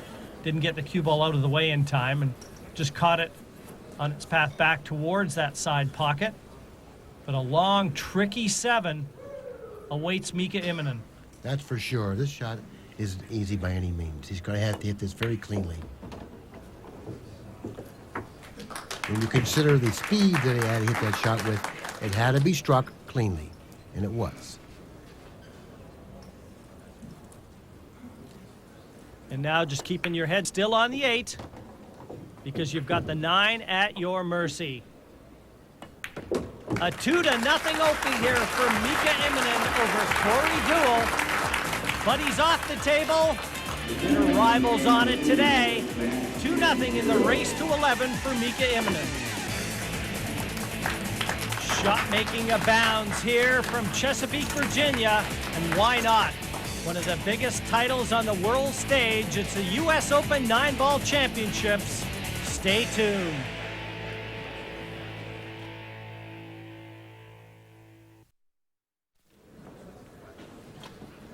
Welcome back. That's Corey Deuel looking on right now. It's rack number 3, and so far it's been all one-way traffic in favor of Mika Immonen. He readies himself now for the break, and he's got a great break, Billy. Yes, he does. And he pounded the balls that time, but he came up dry. Just not enough pockets on the table. 21.7 is break speed. We saw Earl Strickland breaking earlier over 27 miles an hour. You've got to find that sweet spot and the speed and stick with it when it works. If he opts to cut the 1 ball in the upper left-hand corner pocket, he's going to have to apply inside English on the cue ball, which he's done nicely. But yes, he did pocket the 1. It looks like he's found himself. No, he does have a shot of the 2. I thought perhaps he may even be in back of the 9, but that's not the case. The problem he has in front of him, Jim, is positioned from the 3 to the pink 4. If you notice, the 4 ball is positioned against a brown 7. So therefore, he has to attain a shot on a 3 to drop nicely for the pink 4. This is the key to this rack right here.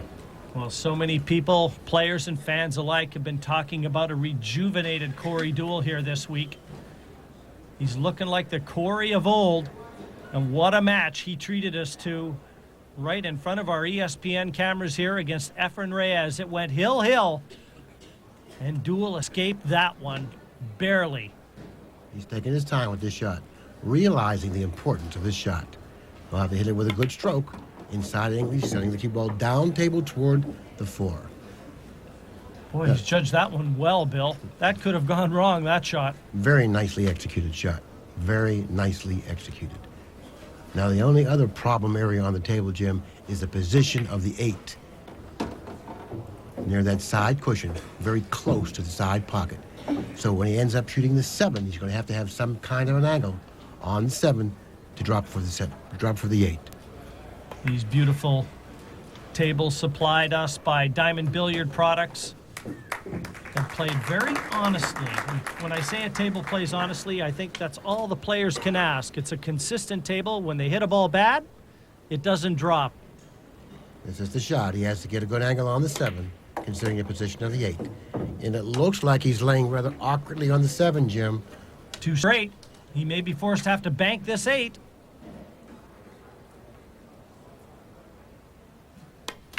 That's exactly what he's done.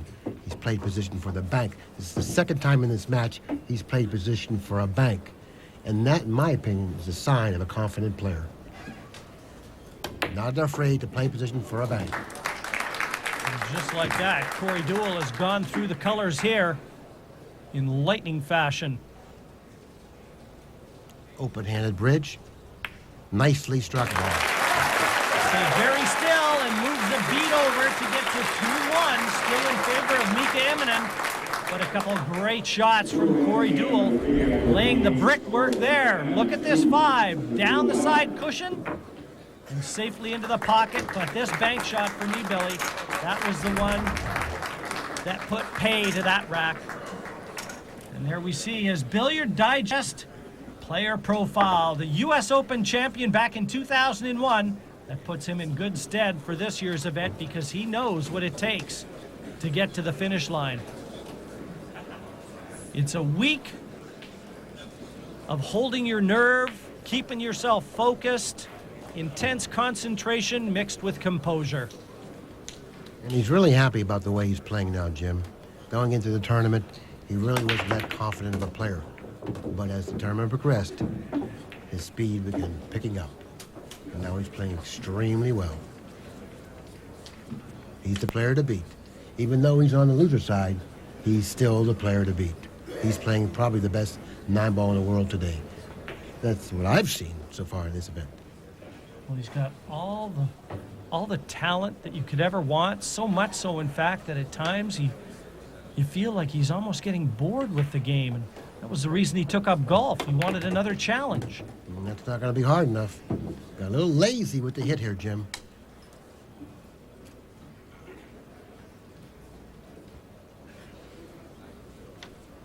Well, this is going to take some type of imagination to get out of this one.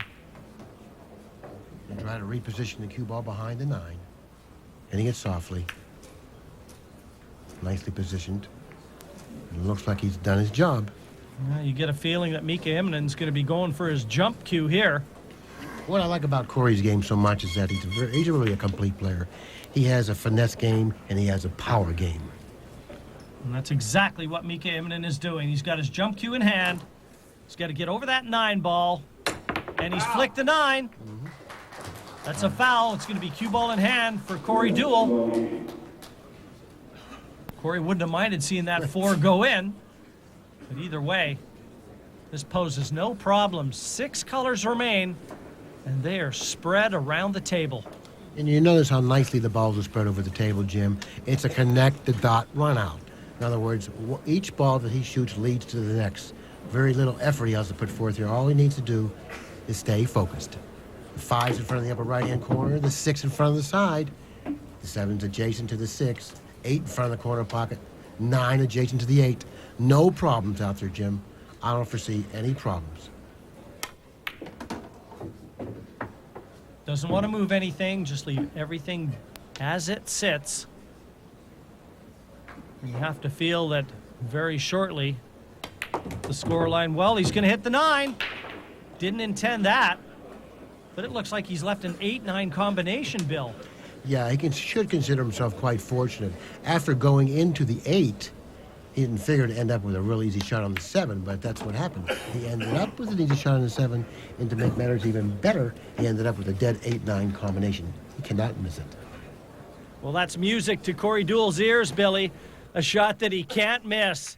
The 9 begging, and down it goes. And quickly, Deuel slides a bead over his side of the score sheet. Gets into 2 racks apiece in the race to 11. All square with Mika Immonen. And here's where it all went wrong for Mika. Fouled on the 9. And that allowed Corey Deuel to step in and clear up the colors. Did a great job. It's all happening here in Chesapeake. We'll be back with more 9-ball action. We're back at the Conference Center in Chesapeake for the U.S. Open 9-ball championships. Corey Deuel has won 4 of the last 5 racks to go 5-3 in front of Mika Immonen. Jim White's along with Billy and Cardona really enjoying this one. We knew it was going to be a good one, and we have not been disappointed. Immonen with a good break off there. And he's got that 1 ball sitting pretty. This is tailor-made, 22.2 miles per hour. It's been a high-octane match. And there you see your match statistics. Very close, but again, following true to the scoreline with Deuel in front. And there's a quick explanation of those performance averages, much like a batting average. And I can tell you one thing, Billy. The most important match that these two played was, in fact, in this very tournament back in 2001. Corey and Mika in the finals of the U.S. Open. And on this occasion, it was Corey Deuel laughing loudest. He snared his first U.S. Open title and got the final say over Mika on that day. You just never know with Mika Immonen. He's a quality player. A Deuel celebrating, and why not? That was the first of what many think will be a few titles in his bag before his career is done. Well, Mika could consider himself quite fortunate to have come up with a shot on the 2. Now he has a tough 3-7 combination. Now, I don't know if I would even play this combination. I perhaps may even go up table with the cue ball, trying to reposition it behind the orange 5. This isn't an easy shot, Jim. No guaranteed, Billy, because even if he went for the 3-7, he'd be taking the cue ball away from the 3, and he wouldn't be guaranteed position. So there's no way he should be trying this combination. It just doesn't have any value. Well, he's asking an awfully lot. I myself would play position. I would play the cue ball behind the orange 5 at the other end of the table. And that's why he's taking a lot of time. He's 5-3 down. It's B-side semifinal. The loser out. But of course, he shoots a little straighter than me. I guess depending on a person's skills determines what shot he chooses. It almost looks, the way he's looking at this, Billy, like he's afraid of putting that 3 near the 9. If he elects the safety you chose, maybe putting that 3 near the 9. Let's see what he does. Well, you know what? I play all cue ball in that shot. You know, I disregard the 3 ball entirely. I play all cue ball and go from there because he's going to leave distance for sure. Deuel with a long, open look at this 3. The good news is the cue ball will be tracking down towards the 5 if he gets it. And he opted to overcut this shot. That was a planned shot, but he hit it too thinly and left it in front of the corner pocket.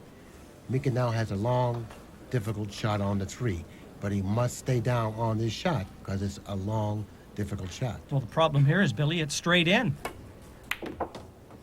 Or just about straight in. Good shot from Mika, just cheating that pocket enough to get that cue ball towards the 5. He may even be better off bumping the 6 here. A little draw or going around it. Now he's ended up pretty flat on the 6. Cue ball positioned very closely to that side rim. Did I say the 3 was straight in? I meant to say the 6 was straight in. Well, there you go. Case in point, nothing Mika could do there. Cue ball right into the pocket after the 6. And that will prove fatal in this rack. Another look. That cue ball right into the pocket. You know, he could have cut that green 6 a little bit more than he did. Had he done that, then he would have stayed away from the corner pocket. But it looks like the momentum is still on Corey Deuel's side, and he's taking advantage of it. And he's going to take a 6-3 lead now. Very quickly, Corey Deuel has taken command of this match. And in control, 6-3 in front, the race to 11. So Deuel will be breaking off when rack number 10 welcomes him. 6 out of the last 7 racks. And just look at him. He can't wait to get to the table. It's not happening fast enough. But it's happening fast. Ask Mika. Too fast from Mika Immonen's perspective. Corey hitting him a little harder than he has. Successful, though. 8 ball down, 22.3. We actually saw him breaking around 15 miles per hour earlier. Well, the balls are spread very, very nicely over the table. If he can come up with a shot on the blue, too, he should finish this rack.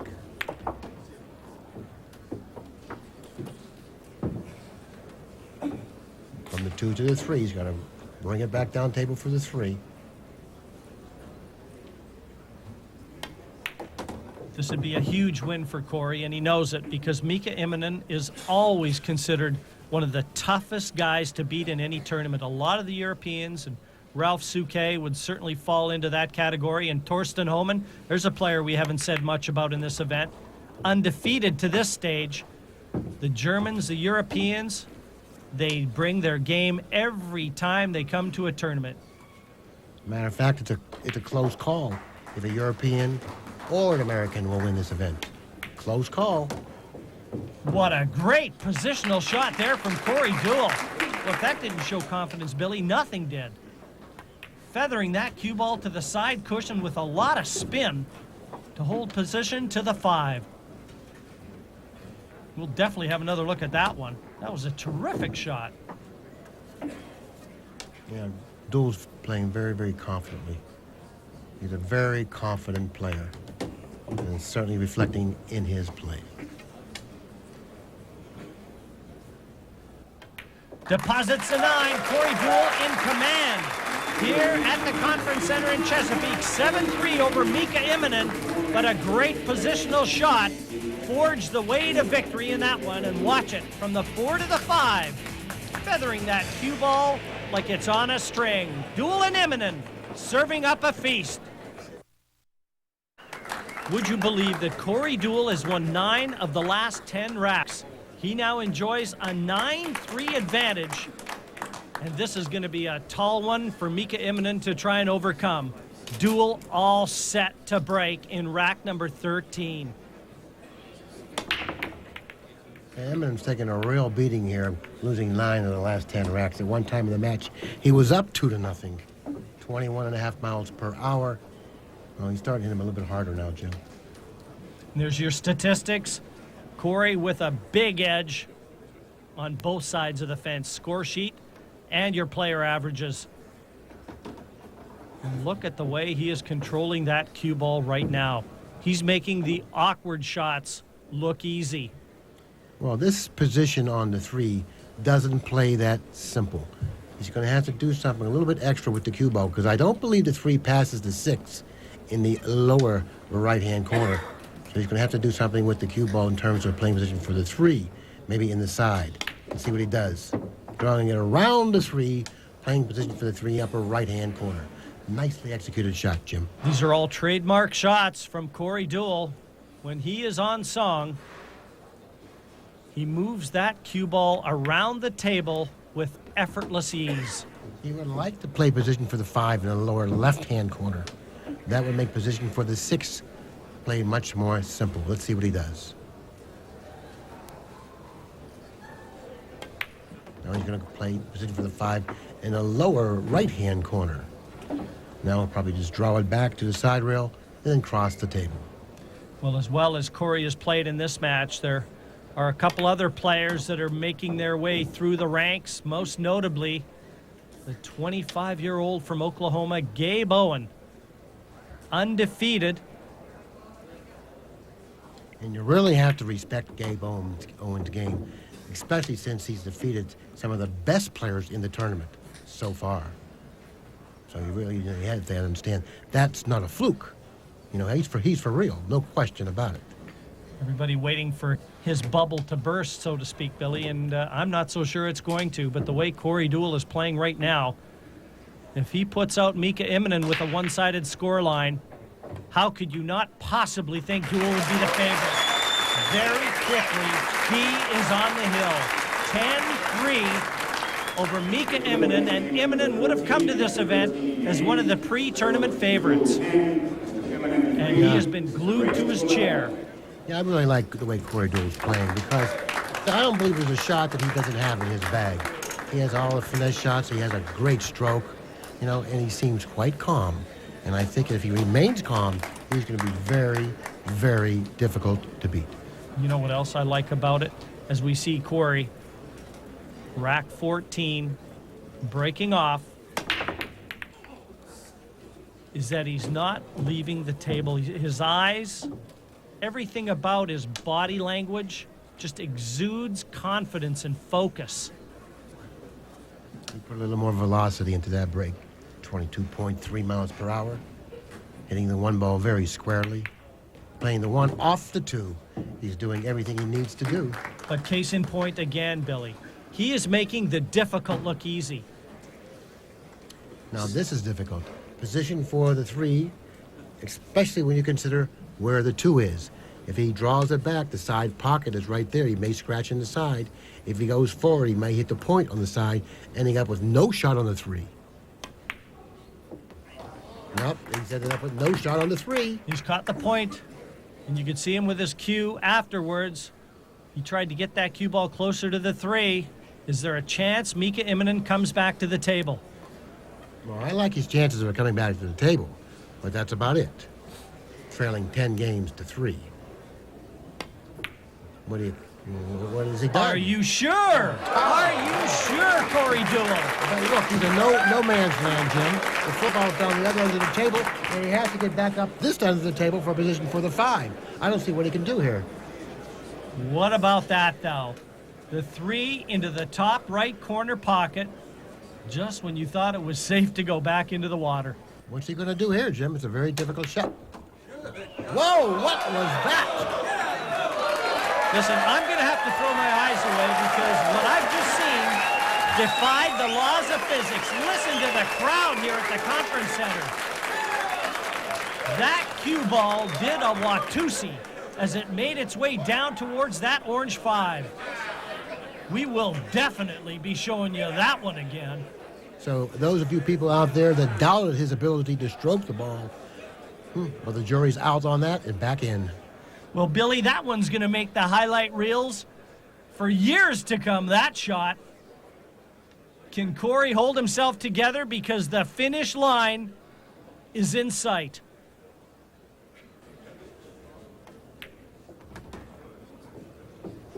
And they're there for the taking. Well, what a shot he executed there. Whew. He's still got this crowd buzzing over that one. Even Mika Immonen. You just don't see shots like that very often at any level. And it's going to be this 9 for the match and an 11-3 win over Immonen. And he's a former world champion.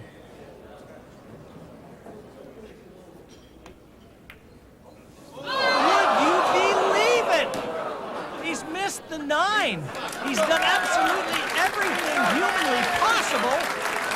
Well, and missed the easiest of 9s. Well, the real Corey Deuel, please stand up. Oh, no.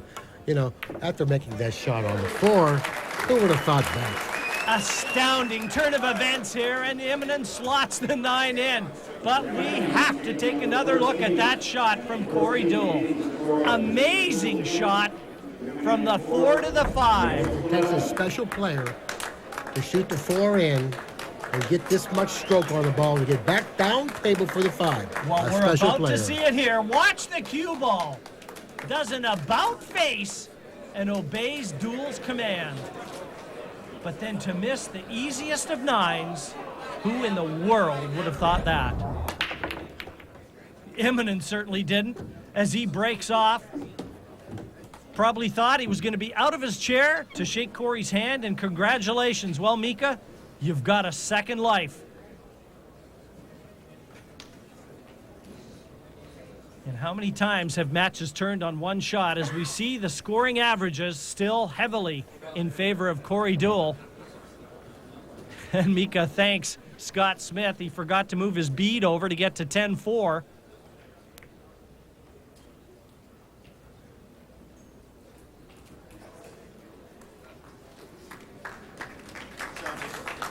It's not often that you can surmount a 10-4 deficit. Not often. Particularly when you're playing a player the quality and the caliber of a Corey Deuel.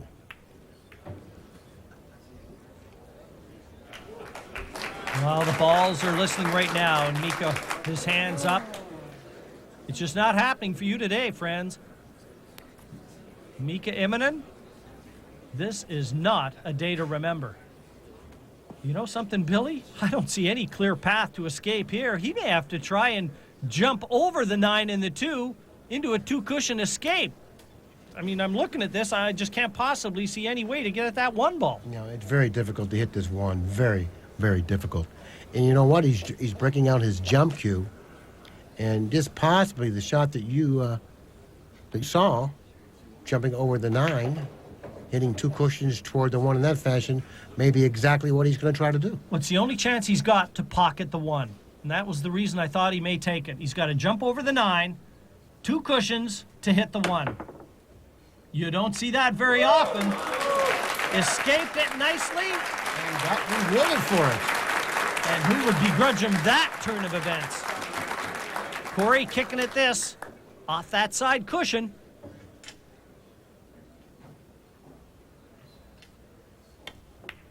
I like to add there's been a lot of excitement in this one-sided affair. Well, Corey Deuel has really brought the house down. Let's have another look at this jump shot from Immonen. Beautifully played, and he got a great result. But as I said, Corey has really brought the house down with a couple unbelievable shots. And most notably, that 4 to 5 ball shot. They will be talking about that for some time to come. But if Mika Immonen can hold himself together, he's got a chance here to get to 10-5. And with the break, Billy, in 9-ball, anything can happen. Well, that's true. Playing 9-ball, you can string together 3-4 racks. It's been done before many times. From 10-4, not likely he'll win. From 10-5, 10-6, then you start getting a little bit of a heartbeat there. 10-7, you can win. Well, I think this match definitely has a pulse. And Mika Immonen, I'm quite sure, has rattled off 5 and 6 racks in succession many times in his illustrious career. Mind you, can you get it when you need it most? And it all starts here. He's in perfect position to snare another one.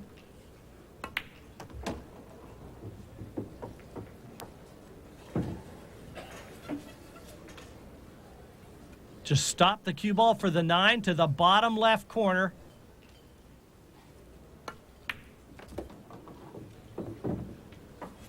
And as you said, Billy, this match has a life. 9 down. Mika is back to 10-5 on the comeback trail here in Chesapeake. Immonen and Deuel. Will it be a Houdini act for Mika Immonen? Or will that elusive last rack come calling for Corey Deuel? Stay tuned. Jim White's along with Billy Ann Cardona, and welcome back to the U.S. Open 9-ball championships. Mika Immonen has just won the last 2 racks to get back to 10-5 as he readies himself to break here in rack 16. He's got a great break, Billy, but he needs a little bit of luck. No, he needs more than just a little bit of luck, Jim. He's trailing 10-5. This type of a lead is very rarely surmounted. And there you see the match statistics favoring Corey Deuel, as is the score. I don't know if he can pocket the 2 in the lower left-hand corner, Jim. But if he can't, playing a safety here is very difficult, and doing something with the 2 is going to be very difficult. Certainly Mika can play this with an element of safety in mind, because it looks, Billy, like he can get through to the left-hand side of that 2 as he looks. He would like to overcut the 2, setting the cue ball 2 cushions up table, like so. Ending up possibly behind the 7 and the 3. Great shot there from Mika. He certainly has wrested the initiative away from Corey Deuel ever since that 9 that Corey missed. Well, he's not rolling over yet, Jim.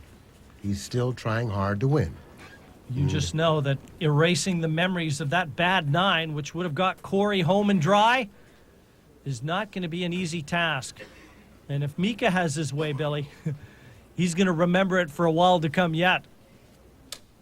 This is a very difficult ball to hit, Jim. Off the side cushion at speed, and you're right, Billy. Missed it by a ways, and it's going to be cue ball in hand as Mika comes to the table. Balls are laying rather nicely over the table. I don't see any problems out there, Jim. And there you see the ball in hand graphic after foul. That player can place it anywhere on the table he likes. And what a beautiful spot this is. Corey's starting to talk to himself. We didn't see that earlier in the match. Well, Seeds of doubt have been planted. Well, he was leading in the match 10-3, then 10-4, then 10-5. And all of a sudden, he's starting to realize that, hey, this guy's not going to go away. Well, Corey should have known that from the outset. There's no quit in this man. Mind you, That follows with all the Europeans. There's a couple we haven't mentioned that are making their way through the ranks here too. Billy, Niels Fayen, he's still alive. Thorston Homan, watch out for him. And all the players you mentioned were very young players. None of the players you mentioned were over 26 years old. And they're playing extremely well. Matter of fact, they're playing the best 9-ball in the world today. I think safe to say the future of 9-ball is in very good hands. He's going to have to hit this 8 with some speed to get that cue ball back down for the 9. Now, this shot is missable. He has to hit this cleanly, considering where he needs to be on the 9. He has to draw it back. And in doing so, this ball must be hit cleanly. And he couldn't have struck that one a lot better. He's got this 9 to pull one more back to 10-6. And there you go. Mika immonen fighting with everything in him. 10-6. But he's got the break in rack 17. Corey Deuel has to be thinking about that 9. The simple 9 that would have given him an 11-3 win. But if he was wise, he won't be thinking about that 9, because that's how you self-destruct. Easier said than done. From the commentary box, Billy, we haven't forgotten it, and I doubt that Corey Deuel has. So here we go. It continues for immonen. Rack 17. One on the side. Watch out, cue ball. I don't know if he has his shot, Jim. Just under 22 miles an hour. Cue ball is resting on the side cushion, very close to that point of the corner pocket. He's got a long shot at the 2, but what a test of cueing this will be. Is he resting against the point?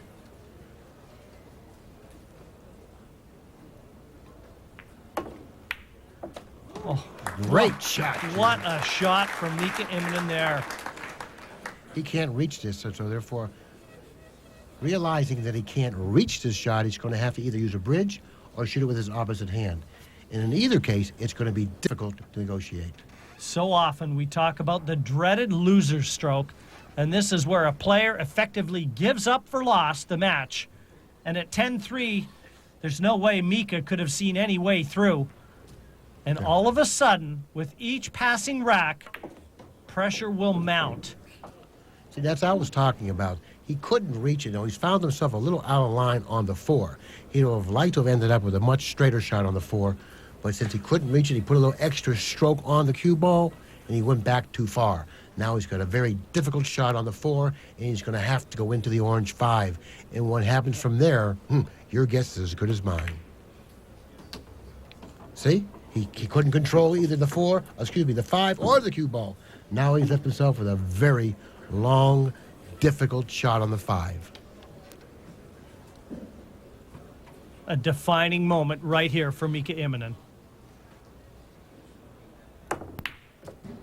Not that time. A little bit too much to ask of himself there. That was a very difficult shot. And look how quick Corey came out of his chair, Billy. Vaulted out of his chair.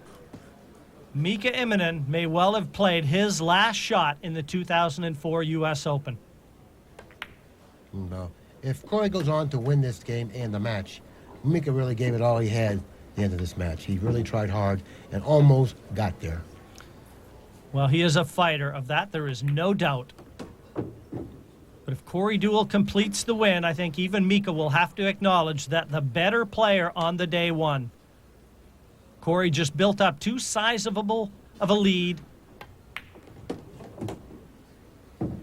And Billy, I can't see anything other than an earthquake halting Deuel's progress right now. I think he can turn that cue around and use the butt end and still knock these in. Easy to say. I think it's all over. The fat lady is singing now. I can hear her. 9 down, and Corey Deuel escapes. An 11-6 win over Mika immonen, and he goes through now to face Niels Fayen, Homan, and Owen, still alive as well in this year's U.S. Open Championship. But Corey Deuel, the dream lives on. We'll be back with Corey in just a moment. Well, I'm with a very happy and relieved Corey Deuel, an 11-6 winner over Mika Immonen, and there were a few anxious moments near the end, Corey. The missed 9, and Mika started to fight back a bit. Yeah, I thought as soon as I missed that 9, I knew Mika was capable of running some racks, and I thought he was going to come back on me for sure, but then he missed that 5 ball, which he's usually good at that shot. I see him practicing it all the time, and I was surprised he missed that. Now, Corey, how important is it for you, having been in the U.S. Open final and won a U.S. Open?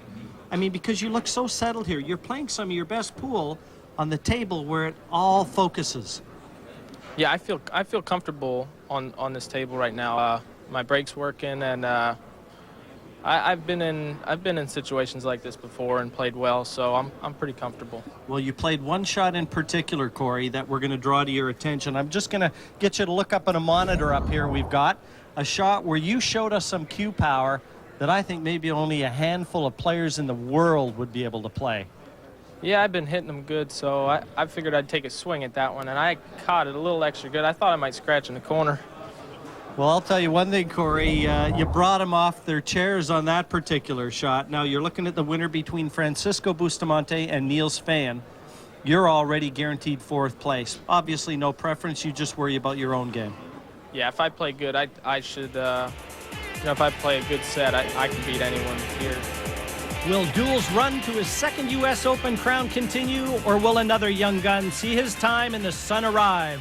It's all unfolding here at the 29th U.S. Open 9-Ball Championship. For Billy and Cardona, I'm Jim White. Goodbye for now. This has been a presentation of ESPN, the worldwide leader in sports. For more, log on to ESPN.com.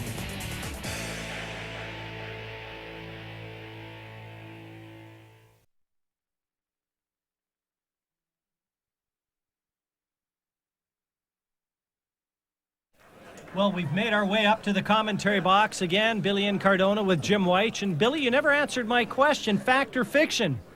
2 players, 2 overseas players in the 29 years of the U.S. Open. Well, that's probably a fact, Jim. I know that Ralph Souquet is one of them.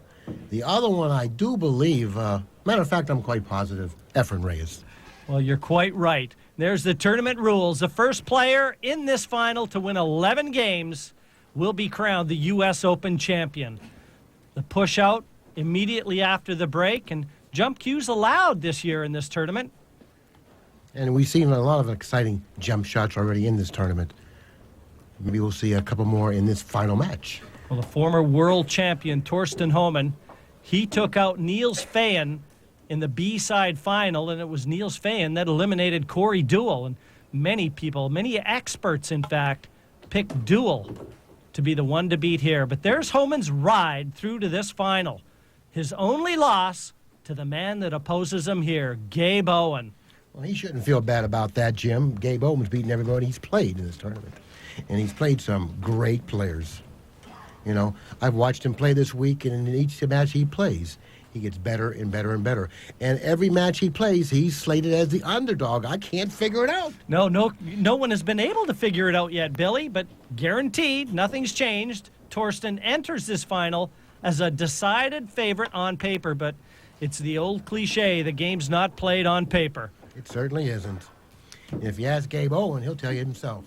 I asked him a little earlier, and you were there. I said, Gabe, can you hang? He said, yeah, I can hang. Thorsten Homan knows how important it is to stamp his authority on this final. Well, he's fallen a little short of the mark here, Jim. Notice the position of the cue ball. Doesn't have a shot in the lower left-hand corner pocket. Really not happy about the results of this. No, he really has no option here but to play safe. He'll try to reposition the cue ball, possibly behind the 7 at the other end of the table. He's got to go a little bit further than that. Well, he wasn't able to do that, but he has created a lot of distance and really left him no shot at all. Now, Gabe Owen, what a gutsy player he is. A relatively unknown player coming into this event, has beaten everyone in sight. Everyone. And Billy, even Gabe's good buddy and traveling partner, Jeremy Jones, last year's winner, says this man has the heart of a lion. There's no quit in him at all. No, and he reminds me of a friend of mine who was a world champion. His name was Bernie Schwartz. Well, Bernie Schwartz was a world champion, and he had a heart of a lion, as Gabe does. He was an excellent shot maker, as Gabe is, and he did know how to lose. And what a shot Gabe just played there. A steady nerve. Had to slow roll that to use the 9 as the impeding ball. And a great shot. Now forcing Thorston Homan to have to kick at this 6. So advantage early in rack 1 certainly has to fall to Gabe Owen. Well, Gabe's only 26 years old, and he has such a great understanding of the game at that age. And he certainly plays like he's well older than 26. But he's been hanging around Jeremy Jones for a long time, and that's probably one of the reasons why he plays as well and as smart as he does. And Gabe Owen, his path through here to the final, very well documented because there are absolutely no bumps in the road at all. Unscathed, he has not dropped a single match. The man from Oklahoma can be the only player here that boasts that. There you go. And look at those wins over Robles, Immonen, and on the A-side final against the man he plays right now. So the big psychological edge has to be in the corner of Gabe Owen. I would think so. Now, here's a good shot right here he's confronted with. He has a decision to make. He can go for the pocket, or he can play a very solid safety. You know, it's early in the tournament. I look for him to play safety, but, you know, he is really a confident player right now. Let's see what he does. Okay, he played a safety. It looks like he tried to play that 6 onto the 7 to hold it in position behind the 8, and it's all come unstuck for Owen. This is a chance for Thorston. Yeah, that's exactly what he tried to do. He tried to shoot the 6 onto the 7. After contacting the 7, it didn't impede the progress of the ball, holding it down that end of the table. That's not what happened, and he has left Homan some sort of a shot on the 6. Not an easy shot, but a shot. This almost looks, Billy, like he's going to have to go across the table twice to play that 7 to the top right corner. That way he won't be slow rolling it. And he needs this because the first game is a real important game to win. Willing that cue ball over. Not bad. Could have been easier. But that particular angle that he was left with, that particular shot had to be hit very accurately. And when you increase the speed of the shot, the accuracy somehow diminishes. So therefore, yeah, he hit it really well. He was in the German army. I can tell you trained very hard there, but his pool career took off last year in Cardiff, Wales, where he won the World Championship. And all of a sudden, Thorston Homan has become a mainstay in all the major events around the globe. And here he finds himself in his first U.S. Open final. It looks like he's going to pocket the 8 in the upper right-hand corner, going across table with the cue ball. Yes, he's done that quite well. Beautifully struck 8. And this 9 should pose no problems for the hitman. The opening rack looks to be falling to Homan.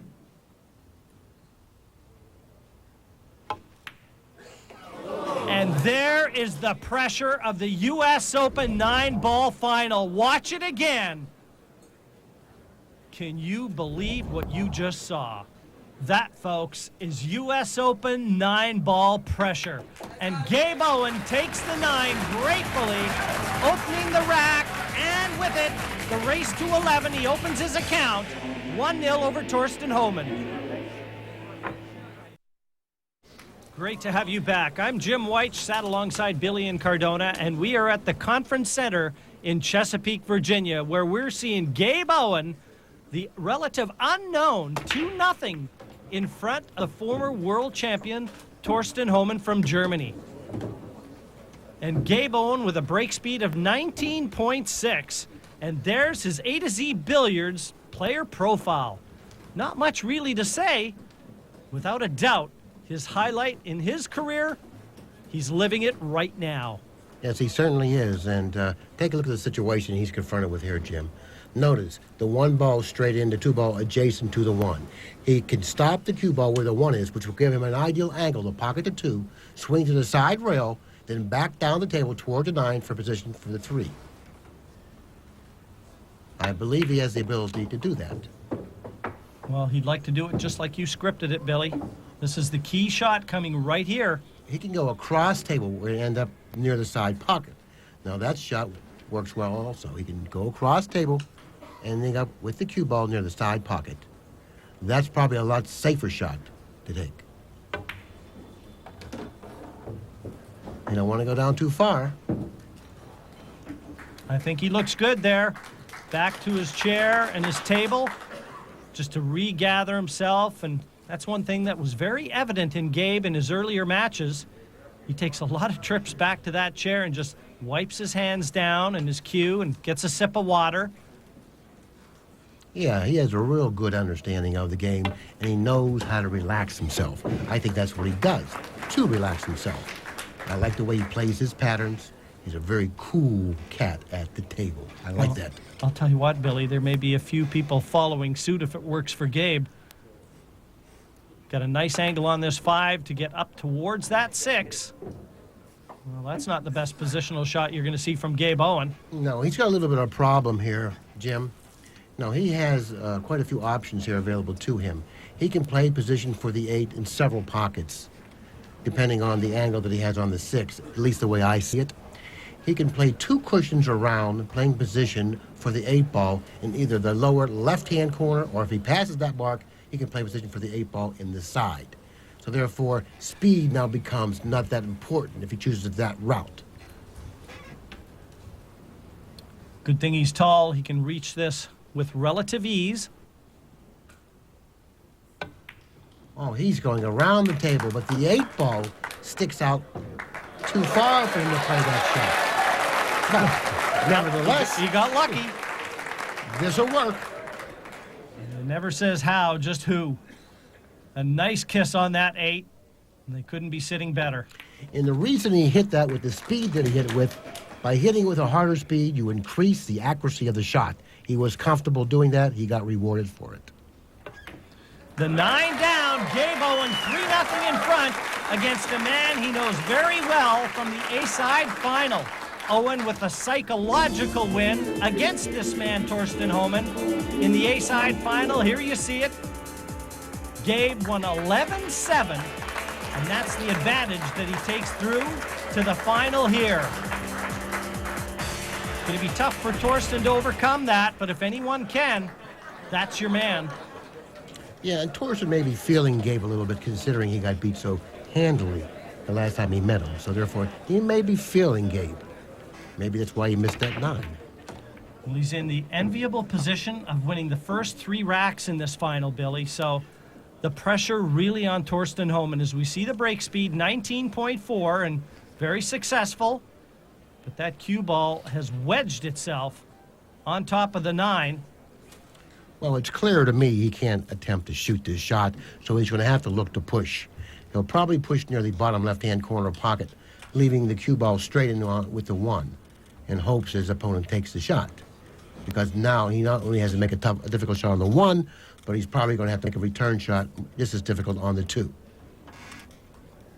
It looks like he's entertaining the thoughts of leaving Thorston with a long-distance look at the 1, in the hopes that he can't get position to the 2, possibly? Exactly. That's what he wants to do. He wants to create enough of a problem out there for Thorston for him to really make, a tough decision.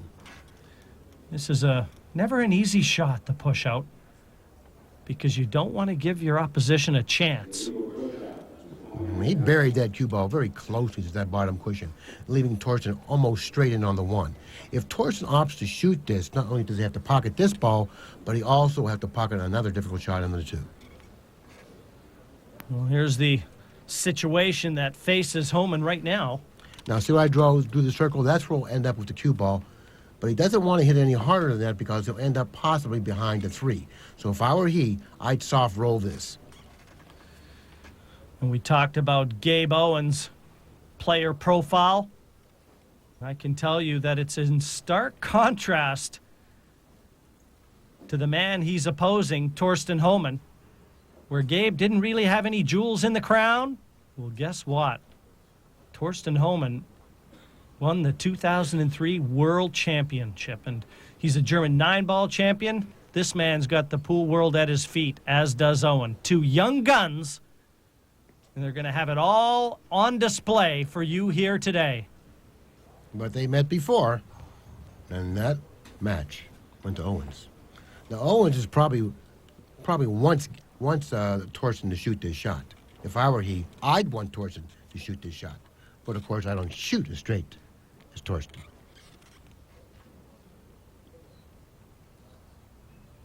The long one. A real test of cueing. Oh, what a shot from Thorston Homan there.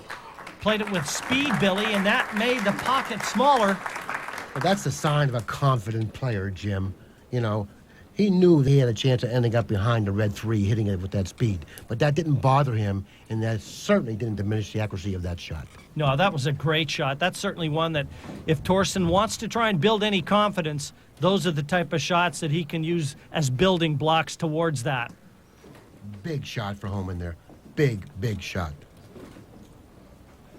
And what's more, given the score line, 3-0 already to Gabe Owen, there's no way that Thorston Homan can afford to drop this rack. Not if he's to have any chance. Notice the position of the brown 7 snuggled against the 9 at the other end of the table. That's something that he's going to have to deal with a little later in the rack. That presents a big problem.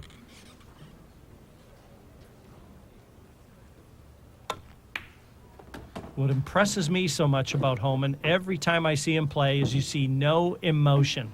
It's all business out there. And it doesn't matter. He's missed the easiest of 9s. We saw that in the opening rack. But I guarantee you, folks, if there's anyone that can overcome that, you're looking at him. He's going to have to play a nice angle on the 6 to break the 9 from the 7. That's a pretty good angle. It looks like if he follows this ball after pocketing the 6, the cue ball will then go into the 9. He may even pocket the 7 looking at it. He may do that. He's taking a look at it now. He really doesn't want to hit it that hard if it's on, because he wants the 7 to stay around. Yeah, Billy, it almost looks like the natural angle may take the cue ball just to the side of the 9. Let's see. No, it's into the 9. He doesn't want to hit it hard. No, he doesn't want that to fall. That would have left him a long 8, a long difficult 8. Now he's got a chance to get that cue ball a lot closer to that 8. The 7 is buried deeply into that corner pocket. And when a ball is that deep into the pocket, sometimes the cue ball is very difficult to control. In every cue sport discipline, Billy, that holds true. And Thorston's going to have to use the rake here. Now, this is going to complicate this situation even more. It almost looks like he can contact this straight on and just draw that cue ball back. This is going to be all about the speed that he plays this shot. He must hit the 7 accurately to draw it straight back. If he hits the side of the 7, he's not going to be able to draw it straight back, and he's going to probably lose control of the ball. He's going forward here, Jim. No, he's going back. He looks like he's going forward. He's going back. He hit it beautifully, Jim. Beautifully struck ball. Well, I tell you what, you really couldn't have placed it better with your hand. No, in all that distance, he drew that back to within inches of where he needed to be. And now back for the 9, just draw it past the side pocket. He's going to have to hit this with a real quick, soft stroke, allowing the cue ball's backspin to grab on the cloth. He executed that shot perfectly as well. Got to get this 9. Thorston Homan takes his first rack in this final. He trails Gabe Owen 3-1. It's the U.S. Open, and Thorston Homan and Gabe Owen are battling it out. Stay with us.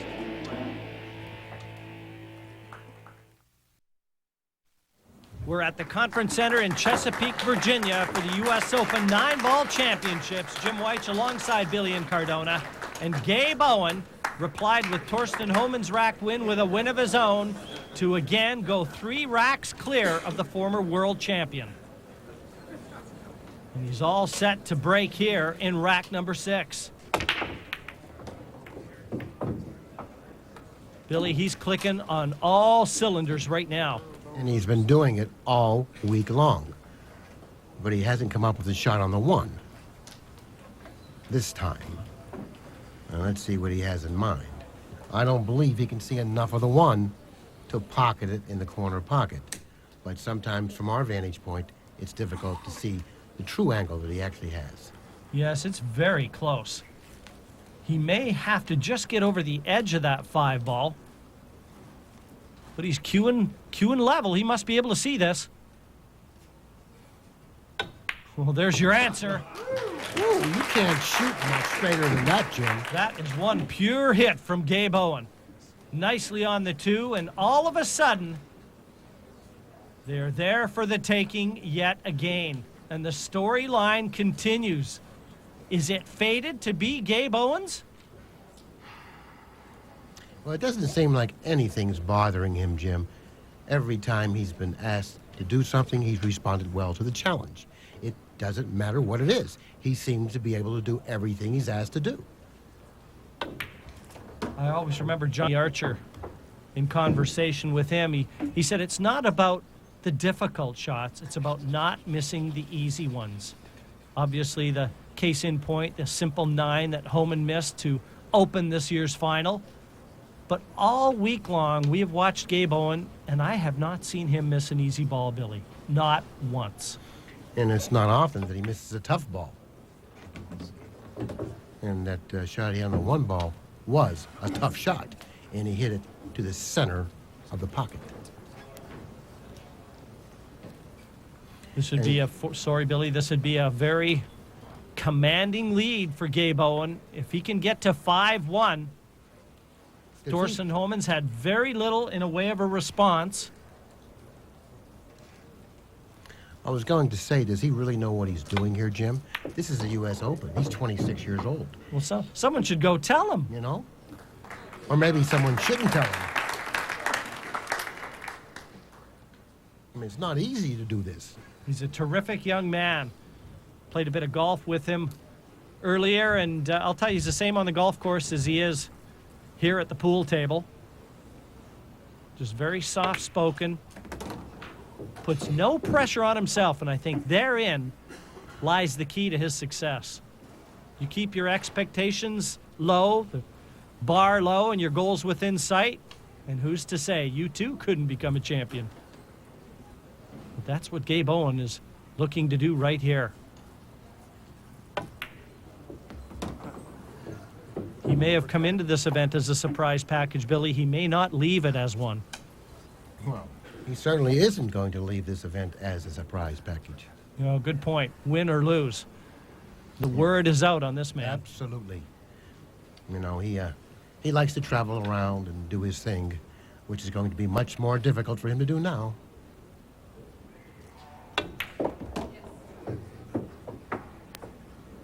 Nicely controlled cue ball. Everything seems to be textbook. And just taking that little extra time, he treats every shot with the same amount of significance. Gabe Owen, 5-1 in front of Thorston Homan. And it's by virtue of great opening shots like this 1 ball that leave the simplest of 9s. 5-1, Gabe Owen. Marching on towards the U.S. Open title. And I think you hit the nail on the head when you said he treats every shot like it's just as important as the next one.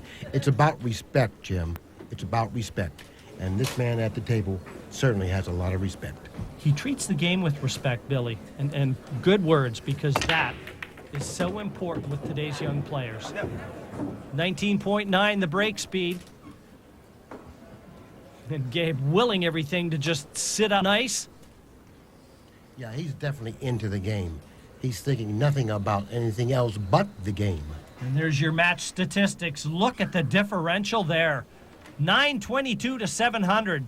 No doubt who's leading this match. And there's your explanation of their TPA, the total performance averages. A lot like a batting average in baseball. Well, a 922 with the TPA is like a batter hitting 400 in baseball. Notice playing the 2 off the 4, not only pocketing the 2, but kind of controlling the 4 too. But he doesn't have a shot on the 4-8 combination, so he's going to have to look elsewhere for some production here. Yes, that could have worked out a lot better because that was a great, bold shot from Gabe Owen. Again, a testament to the confidence he's displaying. But Billy, he's got a lot of work to do here with this 4 because the 4-8 combination does not look set. He's going to try to bury the cue ball behind the 8. It's not going to be easy to do that, but if he can bank the 4 up table like so, repositioning the cue ball maybe behind the 8 or possibly on the bottom cushion, then he'll have done his job. Depending on the angle that he's left with, will determine how he shoots the shot. And just to let you know, there's always so many different ways to play a billiard shot or a 9-ball shot in this instance, so it just depends on how the player feels at this moment in time and what preference he has. Well, he's overhit that. Now, has he gotten away with it? I'm not quite sure that he didn't play the sleeve. I'm not quite sure that he didn't use the 7-ball as the interfering ball. Thorsten Homan's road to this final has certainly been one to boost his confidence. A big win in his A-side semifinal against Francisco Bustamante. And that certainly would have put Homan in good stead entering this final, but none bigger, too, against Niels Fayen, the B-side final. And that's what saw him clear a couple monster hurdles through here to oppose Gabe Owen. Speaking of hurdles, there was the old hurdle shot there, Billy, but unsuccessfully. Oh, what a shot this is coming up. I'm not quite sure what he has, if anything.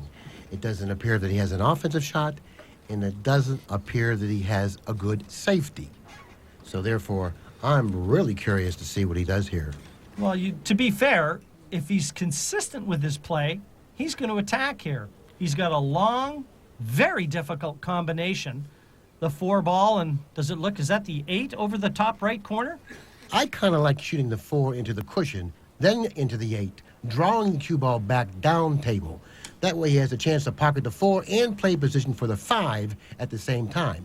If he doesn't pocket the 4, at least he'll create distance between the 2 balls.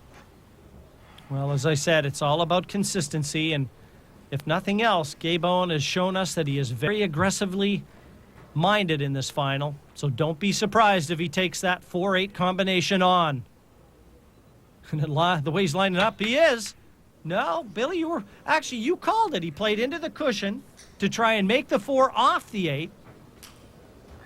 And he tried to draw the cue ball back down the table where the 5 was positioned. Equally adventurous, though, I think it's fair to say. I thought it was a very well thought out shot. Not because I saw that shot, it was a good shot. Big chance here for Thorston, and he's got the natural angle on this 4. As Gabe looks on to swing that cue ball around the cushions back for the 5 to the bottom right corner. Now he has to be careful he doesn't get behind the 6. Nicely executed. Very nicely executed shot.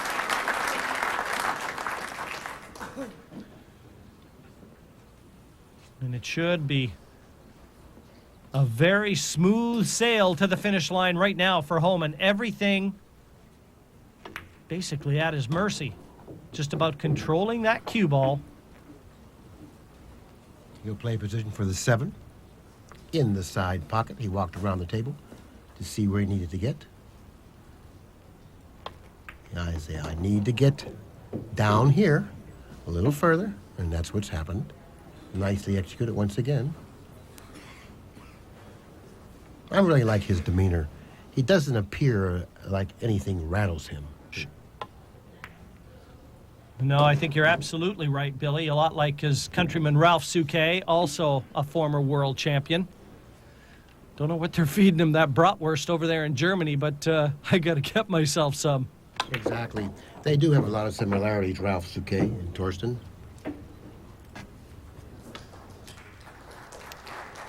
This 9 to get to 5-2 and keep Gabe Owen in his sights. This great long positional shot from the 4 to the 5 ball. That was the key shot in rack number 7.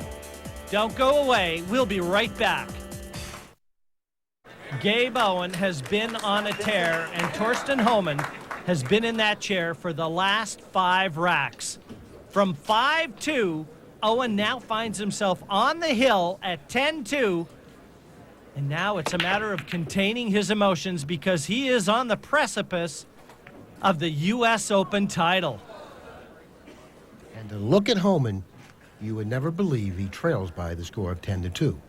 He doesn't show any weakness at all in his appearance. No, and never will. But Gabe Owen must be churning inside. And there, Thorsten Homan, as we see the match statistics, that says it all. Very one-sided, as is the score line. Billy, he must be just churning inside right now, and how difficult it will be to try and keep that composure. Because you all know, we saw it in the Corey Deuel Mika Immonen match, that last rack can prove very elusive. But Homan taking a lot of time. He can get through to this one ball. Position to the 2 should hold the key. Well, he really doesn't have much margin for error in playing position for the 2. Now, if he plays it the way I see it, he'll then pocket the 1 in the side pocket. He'll go down table with the cue ball. He'll go down table with the cue ball. He'll come back up table, crossing the path where the 1 is now, ending up about 10 inches closer to this end of the table, around where the 1 is now. That's the only really path that I see. Let's see how he plays it. Thorsten Homan right now playing for respectability at 10-2. He really can't give himself a great chance of winning this match. But if he can start winning rack and rack at a time, start applying a little pressure to Gabe Owen, because we all know this is foreign waters, uncharted waters for Gabe Owen. And he certainly didn't hit that shot like a man 10-2 behind would have hit it. He hit it perfectly. He's positioned the cue ball ideally for the 2 to drop nicely for the 3, which is positioned at the other end of the table.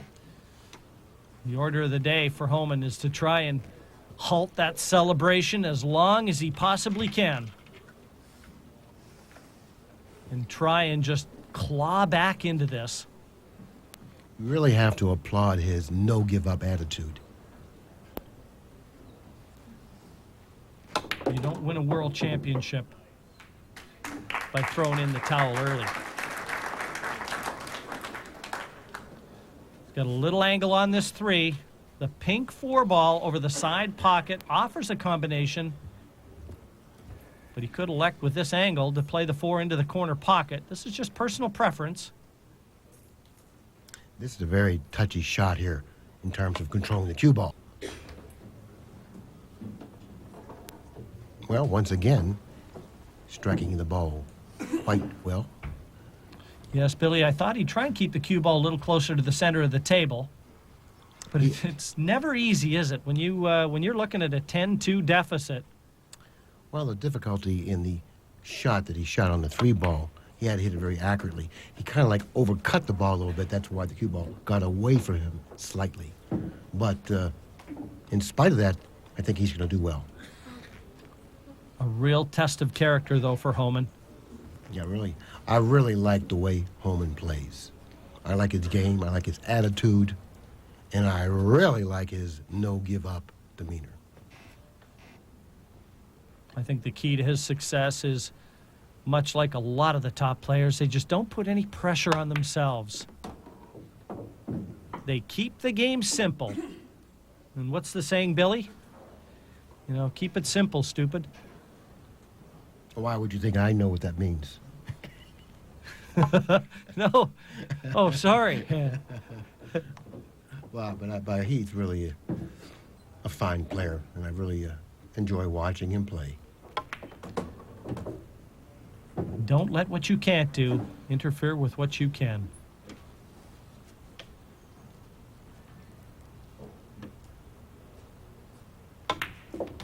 Talking about respect, well, this man at the table has plenty of that. He's respecting this rack like it was 10-10. He's pulled 1 back. It's a long road to recovery, though, for Thorsten Homan. 10-3, 8 to play. He needs them all. The former world champion, 10-3 adrift. He needs all the remaining 8 racks. Jim Weich along with Billy in Cardona. And Billy, what a final we have been treated to. We had a great seat for this one. Homan smiling. But I'd wager that that's an outward smile only. He cannot be happy about his performance. But in fairness, Gabe Owen has played the match of his life. I don't think it was Homan's inability to play good in his finals. I think it was Gabe Owen's ability to play as strongly as he's been playing that told the story of this match. So it's rack 14. Homan breaking off. He got one on the break. But he doesn't have a shot on the 2-ball. No, this is going to be nothing more than defense. You saw the break speed at 20 miles an hour. Again, very consistent with that has Thorston been. Well, it looks like he can play a 2-8 combination, or he can possibly play safety off the 2 by repositioning the cue ball somewhere where the circle was that I drew. I don't know whether or not he's hidden that 2 from Gabe. Only just. Taking a good look at it.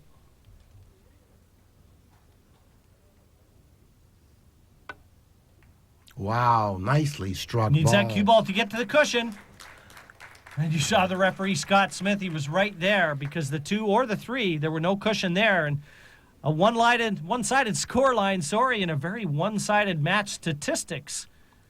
A 942. That's right. What an average that is. Very seldom you see a player get beat when he's sporting that kind of average. If at all, Billy.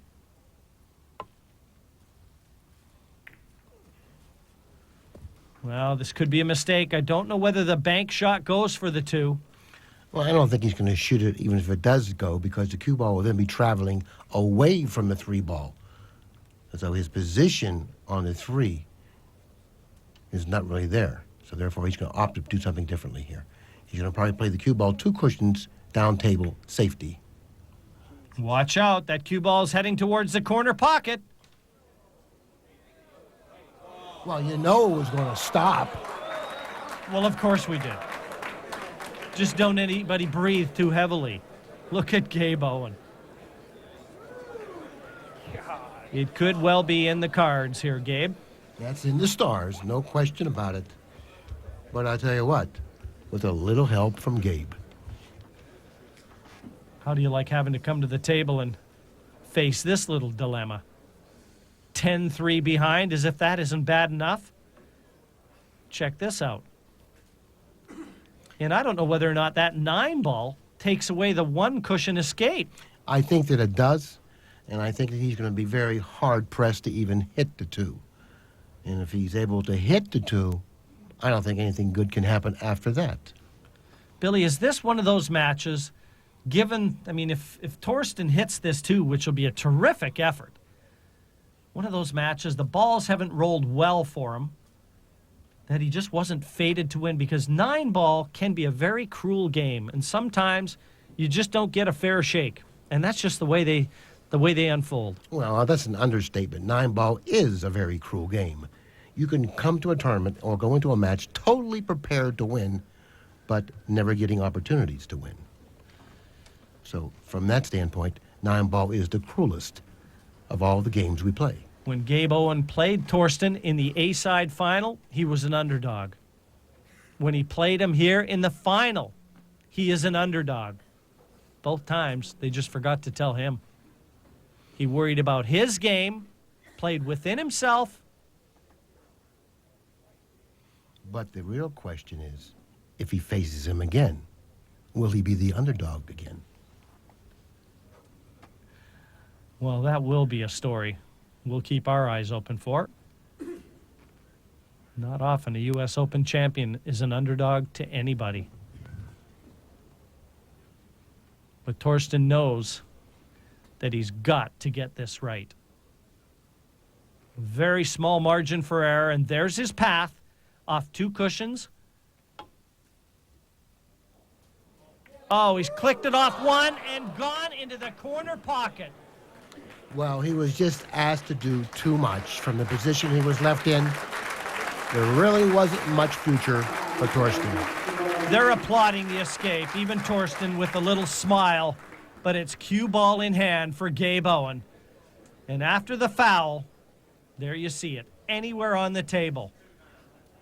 And Billy, will he get a better look at his first U.S. Open title than right now? I think everybody in attendance here, including myself, wants to see Gabe run out because the performance that he's given us, we would really like to see him close it out with a run out right here.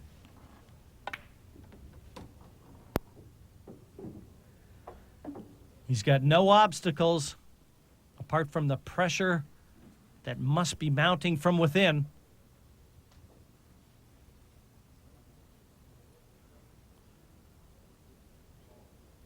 If he can manage to get out here, it'll really show a lot of character, Jim.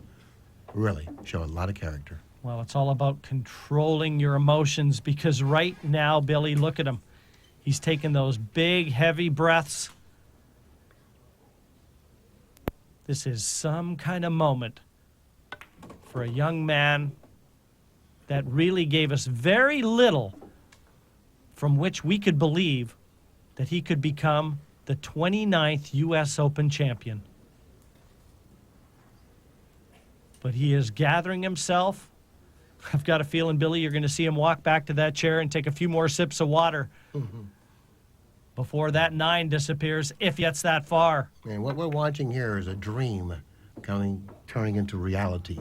This was no more than a dream for Gabe Owen winning the U.S. Open, but soon it will be a reality. And there you go. You bet, Gabe. This is definitely sweaty palm time. Not only for you, but for everyone in attendance. You've got friends, family here. And has your time arrived? You know, and he's doing his thing right now. And he's really playing this game. Force that one into the near jaw of that corner pocket. And if he'd have cheated that pocket anymore, Billy, that one might have stayed on the table. And you notice that he needed to cheat the pocket as much as he did because he really didn't get much movement from the cue ball, which is an indication that he had to cheat the pocket just like he did to get the movement that he got. He can feel it now.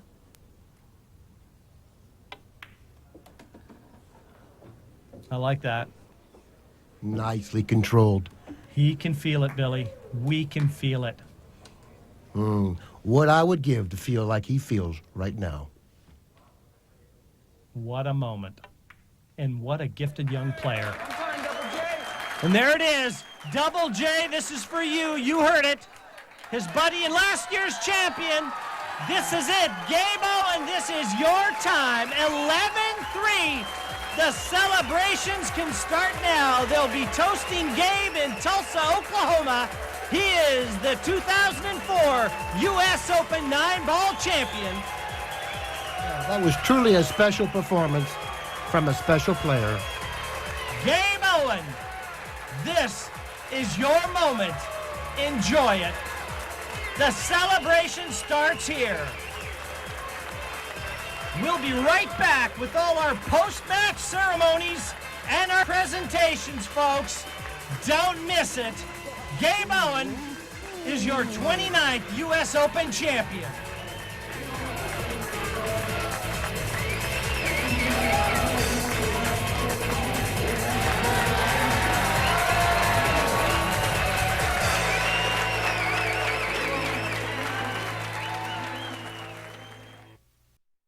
Say the celebration has started is an understatement here, and we've got a crowd, the champagne is flowing, but first and foremost, Gabe Owen, have your feet touched the floor yet, Gabe? I don't think so.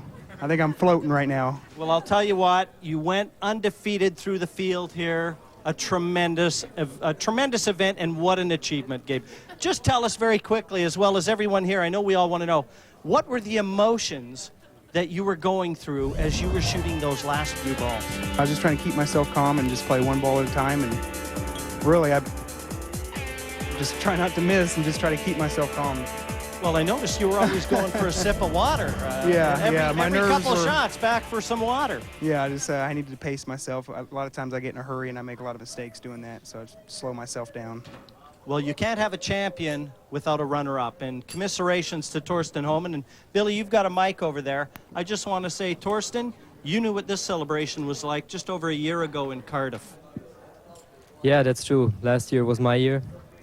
Now I'm runner-up, and I'm happy. Gabe played fantastic this match. Didn't have chance, so I only can say congratulations. You did a good job. Our promoter, Barry Berman. And Barry, I want to ask you to present the all-important check to our winner. Before I present the check to the winner, I'd like to give our runner-up, Thorsten Homan, a well-deserved runner-up plaque. He's already a world champion. He'll be back. And now I have the dubious distinction of welcoming the 19th individual U.S. Open champion to the elite club. He's certainly deserved this honor. He went undefeated, and that's unbelievable. So, Gabe, wonderful things happened at the U.S. Open, and at this time, there's a check for $30K and your well-deserved plaque that I hope you'll always cherish. Thank you. Thank you, Barry. It's been another U.S. Open to remember. Cheers to Gabe Owen. For all of our production staff here in Chesapeake, and for Billy and Cardona, I'm Jim Weich, and thanks for being with us. This has been a presentation of ESPN, the worldwide leader in sports. For more, log on to ESPN.com.